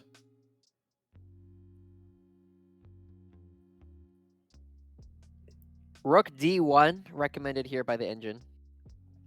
Okay. That makes sense. Or to put more and more pressure. You want to be careful not to give black too many moves. I think black has, if you give black a move, something like bishop takes on f5, knight takes on c4, you're starting to try to get out. Because again, the material is still in the favor of JC. Yeah. Right? So it's not like you're up a rook already and you can afford to liquidate. You can't find the best move. Wow. Brilliantly done. Still 5 minutes left on the clock effectively for Kenzo, whereas JC almost out, minute and a half left. It is recommending knight B D5, and it is just going to be a resignation coming through as Kenzo does take us to a game 5 at Wow. this point. Great attack a very unusual style of attack, but understanding the themes of the position a little bit better than Yes. JC did. That was an incredible attacking game by Tondo. A really nice gambit that I was a major disbeliever in, it must be Yeah. said. When we saw this move, I apparently this is the thing that you can do, and I really did not think that this was anything. I mean, I could imagine a game going, something like this, and you just take and it's over. But I guess you just don't let that happen. Yeah. After you just don't trade queens, I'm not entirely sure how, but I guess you don't. Yeah. Honestly, really cool game. Really cool game coming out from Kenzo. Really One- tough defense coming through from JC, was not up to the task like we did see. Kenzo was not was able to refute the attack coming through from JC previously, but as we move into our potential last game, I wonder what kind of opening we're going to be seeing. We have been seeing this Karokan twice from JC, and we've seen a couple different options from Kenzo so far. Yeah, curious to see. Make sure they're not in game. They are not. Yeah, we saw sort of an Indian style, King's Indian style in the first game that went terribly wrong. For Kenzo was able to win that game, but the opening itself did not go well. And then more kind of London Queen's Gambit style in his second game with Black. And now on the unlucky side of the coin with 3 blacks in the best of 5, has to figure out where to go from here. Or will we even see one E4 from JC? Maybe he's got something else prepared. It's possible. It's always possible. Our players Still, building suspense. I wonder how much coaching has been happening for these players. So, Right? Not necessarily. I don't know what the rules are between games, but I'm confident that there is some level of coaching across the course of the season. But how much, and I know As am that I. when I played chess during school, right? I know I've told the story about how I've gotten kicked out of my middle school chess club. Yes, you have. But I wouldn't even say that the faculty at my school were particularly strong. Just a couple of hobbyists, and Sure. so I'm kind of curious what the opportunities are at the California Virtual Academy and the Washington Virtual Academy. Like maybe there's secretly super strong players at both of them. Right. I mean, I think there definitely could be. My understanding is the players have coaches. That's what we sort of were told originally. But that was back in the fall, so I don't know, how strong these coaches are / the school Yeah. programs are. I know the 2 California players, Dr. Evilman and JC, play each other reasonably often. I think they were chatting last week about that, and we saw some practice games that they were playing. So there's definitely a chance that they at least have other schoolmates to play with that are Yeah. also participating. As I am perplexed by where our players are. We got one more to go. Where you at? Where did everybody go? Yeah. Puzzling. Puzzling. All right. Well, they will Wait, eventually. what did Kenzo's bio say? Kenzo's bio says, "So when do I get to play Masters?" Oh, that's a good question. Getting close. Yeah, Very close. in there. I feel like to play in the pool, you probably have to be. Well, it depends what kind of master. True. Because you're already very close to playing, like WCMs and WFMs. Yeah. Because I know Anna Cramling is titled, Mhm. and she's like 2050, 2100. I'm just saying. Chess.com. Okay. Fair. Yeah, so you're pretty close, Kenzo. A few more points. Just gotta You should keep be winning. good to go. Yeah, winning that's really important. Just keep winning. I remember I had a Crazy. very fun conversation a long time ago with a high school League of Legends player, and they were saying, "Yeah, I'm gonna get Challenger in League of Legends. All I need to do is get 30 LP per day. Right? That's 2 games. I just need to win 2 games every day." And it's like, Sure. Yeah. You're not wrong, That is factually accurate. but also, Turns out your opponents get better the more you win. right, Kenzo is offline. Awful. Uh-oh, Kenzo. Come back. We're not done. That's concerning. Where are our players? I feel like you don't get to game 5 of a best of 5 and just see you later. Right? Like that's not how that works. Hopefully know what everything we're is going okay. It's Combo probably just an Sun. internet outage. Kenzo yesterday was playing against the Nepomniachtchi bot. Oh. Was he He did winning? not. No, he did not do well. That does sound like a tough bot to play. Yeah, the bots are tough. Yeah. Bots are the player bots are pretty scary. Yeah. Did you ever play Mittens? I didn't play Mittens. I was in a bit of a hiatus at the time. Oh yeah. All right. Yeah, when Mittens No came out. Mittens. Now, I did see that there was a lot of Mario versions of famous people in the chess scene. You know, Yes. whenever I open up my chess.com app, because I've been playing with my dad recently, and so we've technically have completed 2 games. In the first one, apparently he forgot to hit the green check mark in our daily game, and so ended up resigning on like move 3 because he ran out of time. And then in our first actual game, my dad wasn't sure which piece was his queen and which was his king, and blundered a piece on like move 6. Oopsie. So we are now in our 3rd game, and that one I end up winning into like 27 moves or something like that. Okay. I like that. Yeah. He actually found like a lot of really clever defensive resources in order to keep the game going. But we are now in our 3rd game, and let me pull it up real quick. What move are we on?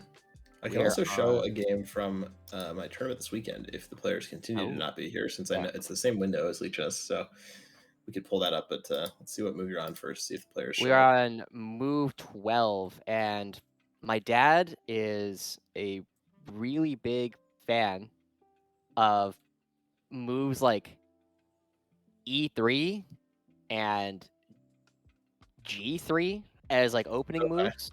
Okay. So we're playing a bunch of positions I just don't see. Sure, you're learning. You get learning something new every day. Yeah. The players are now in game, so we don't need to go over one of my games. We are here, and it's D4 yet again. Another Indian game. It looks like we might be going back to the King's Indian. Maybe we have reviewed the lines, but it's sort of a London style instead. Blitzing out moves very, very quickly. Very, very fast opening coming through. Let me catch up. D4, knight F6, knight C3, G6, bishop F4, bishop G7. It sounds more fun if you say it like that. Getting into the game. I don't know what's wrong with me. All right, it's been a long day. And already we are finding ourselves in a spot where Kenzo going back towards the King's Indian style defense. Now these are very dubious at the engine and even the grandmaster level, but still a very easy tool for a lot of intermediate players to try and go for. And the big crux of a lot of these positions, because I did used to play a lot of King's Indian back when I was about 14, like 13, 1400, is always about can white play e5 successfully, and can black play f5 successfully. If either of those things end up working out, it tends to be very good for that player. But as we do see this coming through, it is a similar motif. We did end up seeing the bishop hanging out on h6 for a long time in our previous game. Yes, we did. That bishop was chilling, straight chilling on h6 for quite a long time. We should also mention that JC was last season's winner. We are at least quite sure that's true. We might have to get a fact check on that, but I'm pretty sure JC was the highest rated player and the victor last season. So trying to turn things on their head is Kenzo to become a new champion. If the bishop's on h6, we'll see how long it stays there. A very passive position already, and interestingly enough, F5, a computer saying it is too early to try and actually play this one out. Still, only a small advantage coming through for JC thus far, and we do in fact get the bishops traded off relatively early. I would take with the king. king comes through. Bishop comes out. The bar swinging. A lot of that early advantage gone for JC. And we are very close to having our novelty. We are still following a single game between Scorseni23 and Joshua DS. Played in What, a blitz game on Lee Chess. what are they rated? 2000. Okay. Okay. Respectable. Very respectable. Yeah. Was it H4 in that game? It was. We are still following the game, and now we have our first novelty. And it appears to be a blunder. At least according to my bar. Yeah. Oh, it's settling down. Stockfish is not super impressed with this. They are just saying, yeah, just take it. Sure. When in doubt, take it. Take Just it. take Just take it. It's easy. Just win every game. Yeah. If I win 2 games a day, I'll be challenger. Oh. it. I mean, you could win 4 games a day and just go twice as fast, right? True. As we do see, it is just taken. And as the knight does come through, a solid 2.5 advantage already coming out for JC in this position. But hard to exactly find where that advantage is. We are still looking at spots where the computer doesn't really want to break the tension just quite yet. Really? Okay. Yeah. Doesn't want to play G4. Nope. Or G3. It's actually recommending knight G, E2.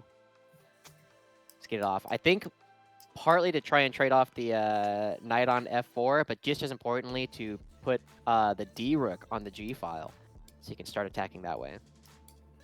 That makes sense. Maybe play G4 at some point in the future with the 2 rooks behind. Mm-hmm. That makes sense to me. JC deep in thought. Taking a Actually couple of long wonder- things this game. Go ahead. I'm thinking, because it's recommending knight G, E2, what if knight just takes G2?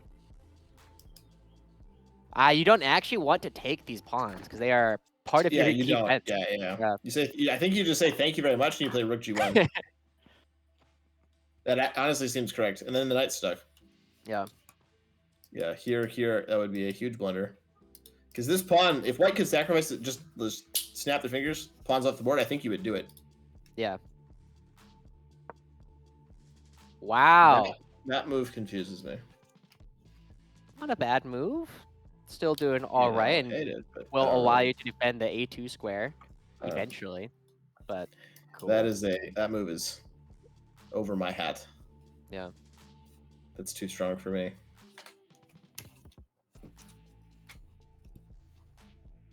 I feel like Magnus would play that, and I wouldn't like bat an eye. But But when Magnus does it, it's like, ooh, ah. Right. I just don't understand why we're doing it now. Like, it's a very typical move in Sicilians, Yeah. but I don't really understand, especially without that square being under any threat, what the idea was. But Yeah. this is why they're higher rated than me. We'll see if it comes back to bite JC, right? It was one slightly slow move. It was. Yeah. I'm also thinking like bishop b5 maybe to attack the d6 pawn. Just put the bishop somewhere. Bishop P5. Yeah, potentially, yeah. Oh. Goes back, and Oh, the but now computer you're making not happy. Wow, wow, wow, You have wow. g4 at the end. If the rook takes, the rook has to take, and you have g4. That has Yeah. to be the move, right? Yeah, gotta be. G4 is devastating. Wow. Tactics. In the end, seeing to the end of the line. If you move the rook, you lose the knight. If you move the knight, you're probably getting mated. If we're being honest. Yeah. As this is just the bar instantly shot up. Yeah. You had to ignore the pawn on H5. Yep. Yeah. You had to take in the center or take with G. But not with the knight, because this tactic, Yeah. the trades on F5 lead to this as Kenzo stunned at what has transpired. Thinking, I don't know if we'll see resigns immediately, but this is a devastating position. Yeah. What? The only move that the computer is recommending slightly over everything else is queen g5. Okay. And that's still a +8. Wow. +8 position. Kenzo. I would not be surprised to see resigns here, but I don't know if we'll see it. Yeah, I'm honestly just really impressed from JC as they Yes. do push the rook forward. Pawn takes, knight jumps into the position, but this just all feels like small victories at best. Yes. You have an active knight, but a checkmated king. That is not a good thing. Yeah, one of these are more important, turns out. The king's Than the other. defenses can get shredded open. Yes.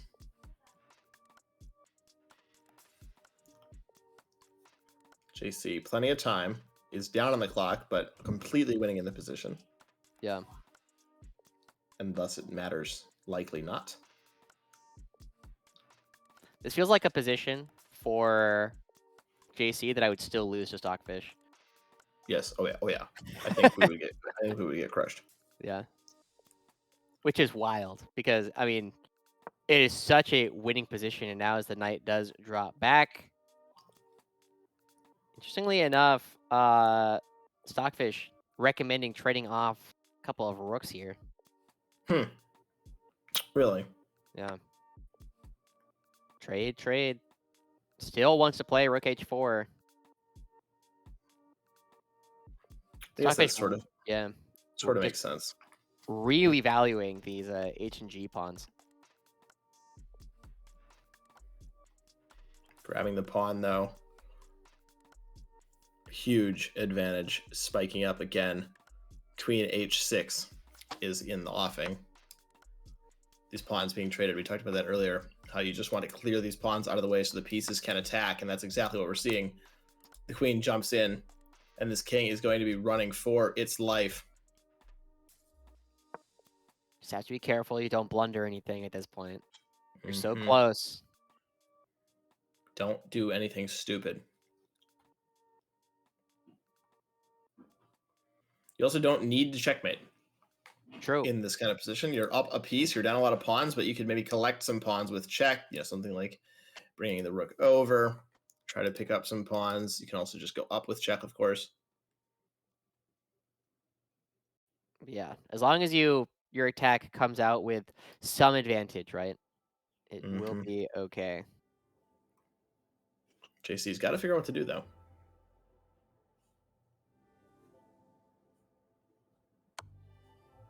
Okay. I briefly saw mate in 22 showing. Kind of tough to find. A little dubious to find, yeah.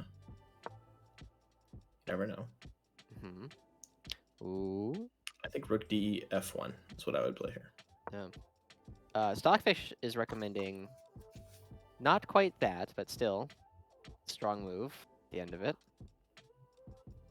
But Stockfish really wants to trade off this queen. Yeah, I was thinking maybe you had queen g8 here. Yeah. I guess you are up a piece. The pawns don't really matter as much. Yeah, I think after queen g8. You have rook g6, queen g6, rook h6. Yep. Okay.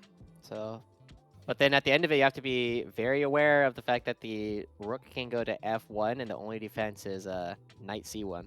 That's a good point. There's the defense. Okay, so you can win the queen for 2 rooks. Computer says, nah, just go take the b pawn, dummy. Does it actually? Yeah. Wow, he plays Hey, it. finds it instantly. What do I know? All right. It's attacking both rooks, but only one of them is actually under threat. Oh, that's a good point.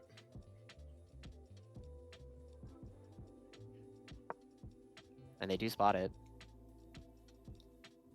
Maybe you just play rook f1 though.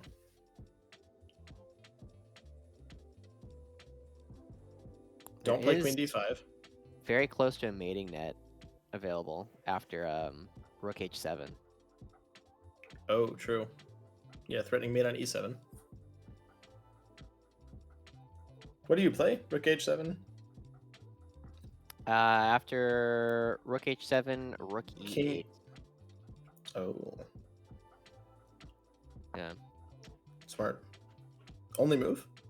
King No, there's a e6 couple. maybe. Rook e8 and queen takes h7 are the only things that don't lead to Okay, checkmate. got it. Yeah. Very tough position still. So essentially, rook e8 only move. Although I Yeah. mean you're plus 20, so it doesn't really matter.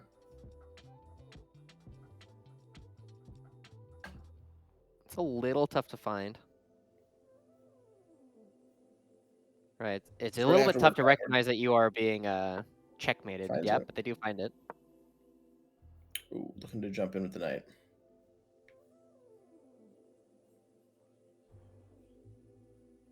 How do you stop that? E4. The only move that doesn't lead to Wow. checkmate. So you Wow, have an wow, wow. escape square with your Sure, king. that makes sense. Defended by the rook.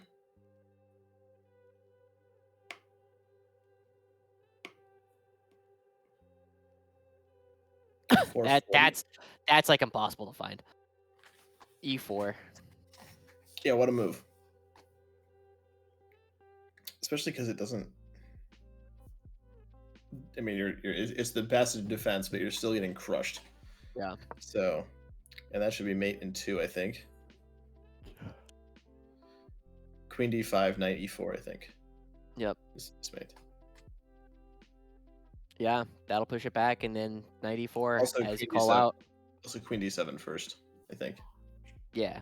You're essentially pushing the king to f6 and then delivering mate with the knight. It is findable. Queen d5 also works. Yep. d5 or d7. Yeah. Same thing. I'm a little surprised JC is thinking this long. Because both checks that you can give lead to mate. Actually, all 3 checks you can give lead to mate. Queen b3. Yeah. Yeah, it works. You can block the pawn, so I guess it's not quite as precise, but same idea. Yeah. You just take it, then. I guess I'm surprised that he's taking this long because I mean you definitely want to make sure, but it's a 2-move calculation. Right? Any check I give, the king has to go to f6 and 94 is mate. Yeah. The only. Yeah, I'm trying to think of what What is JC he is not thinking about? seeing. It has been a fairly long sequence of That is games, true. right? It's been a long time. Yeah, they've been playing a long time. There's Yeah, the first half. that should be it. Yes, it should be. Boom. Boom. Repeats as the champion. JC crushing. Take- Wow. Wow. taking down someone, still 200 points, rated higher in Kenzo, and JC as the #1 seed comes through and actually takes it down. Ratings at the end of the day 1700, 1900 exactly for both of them, which is kind of fun. Yeah, JC's Nice. highest rating ever. Yeah, congratulations to him. Well played. Fun season and some fun playoff games today. 10 games in all. We did go the full distance. Caster Curse from the start, but I'll take it as a good kind of Caster Curse today. We had 10 pretty fun games. I mean, all around. No immediate blunders or anything except the one tactic, but that was in and of itself fun to see. Honestly, great games, just kind of in general, right? Is all the players felt like they were really firing on all cylinders, which is something we haven't always seen as the Stride Esports League Chess Tuesday. So congratulations there, JC, on the 2-time championship. First, I believe, in the West, and then the Western Central combined region, taking on an entire another region and still coming out on top. Absolutely. Crushing through JC. An upset in the finals, especially by rating. Very well played by him. Those were some very fun games to see. We saw sacrifices, we saw attacks, we saw tactics. Saw it all. Yeah. So with that, that's actually going to be the end so far of our Stride Esports League Chess Tuesdays. That is our 2nd season that we have been a part of here for the Stride Esports League. And with the 2-time winner, combined region, some big upsets coming through across the course of the entire tournament, but ending kind of where we started in a lot of ways here, Carl. Is there any other thoughts that you have when we start looking to wrap up? keep playing chess. For the kids out there that have played in the league, definitely encourage you to keep playing. It's a fun game. Josh and I have been playing for a long time, and we're not sick of it yet. Hopefully, we've provided a reasonably entertaining and hopefully informative broadcast for the parents and friends watching as well. Definitely check out the other games we have coming up throughout the rest of the week. But thanks for having us throughout this season and the last as well. It's been a lot of fun, and thanks to you, Josh, for stepping in for the playoffs. Always a pleasure to have you back. Yeah, it's always good to be back. But before we let you guys go, we do have to do our due diligence and remind everybody that we do have different games every single day of the week here at the Stride Esports League. Starting with Monday, we do League of Legends, Chess Tuesdays, Fortnite Wednesdays, Rocket League Thursdays, and of course, Valorant Fridays. I feel like, Fortnite Fridays, maybe something to think about for next season, right? It just like rolls off the tongue a little bit better. But it Absolutely does. is what it is, as we are all done here for the season for the Stride Esports League Chess Tuesdays. I've been Josh Joshi Howard, joined by Jarl Carl Krieger. We will see you guys all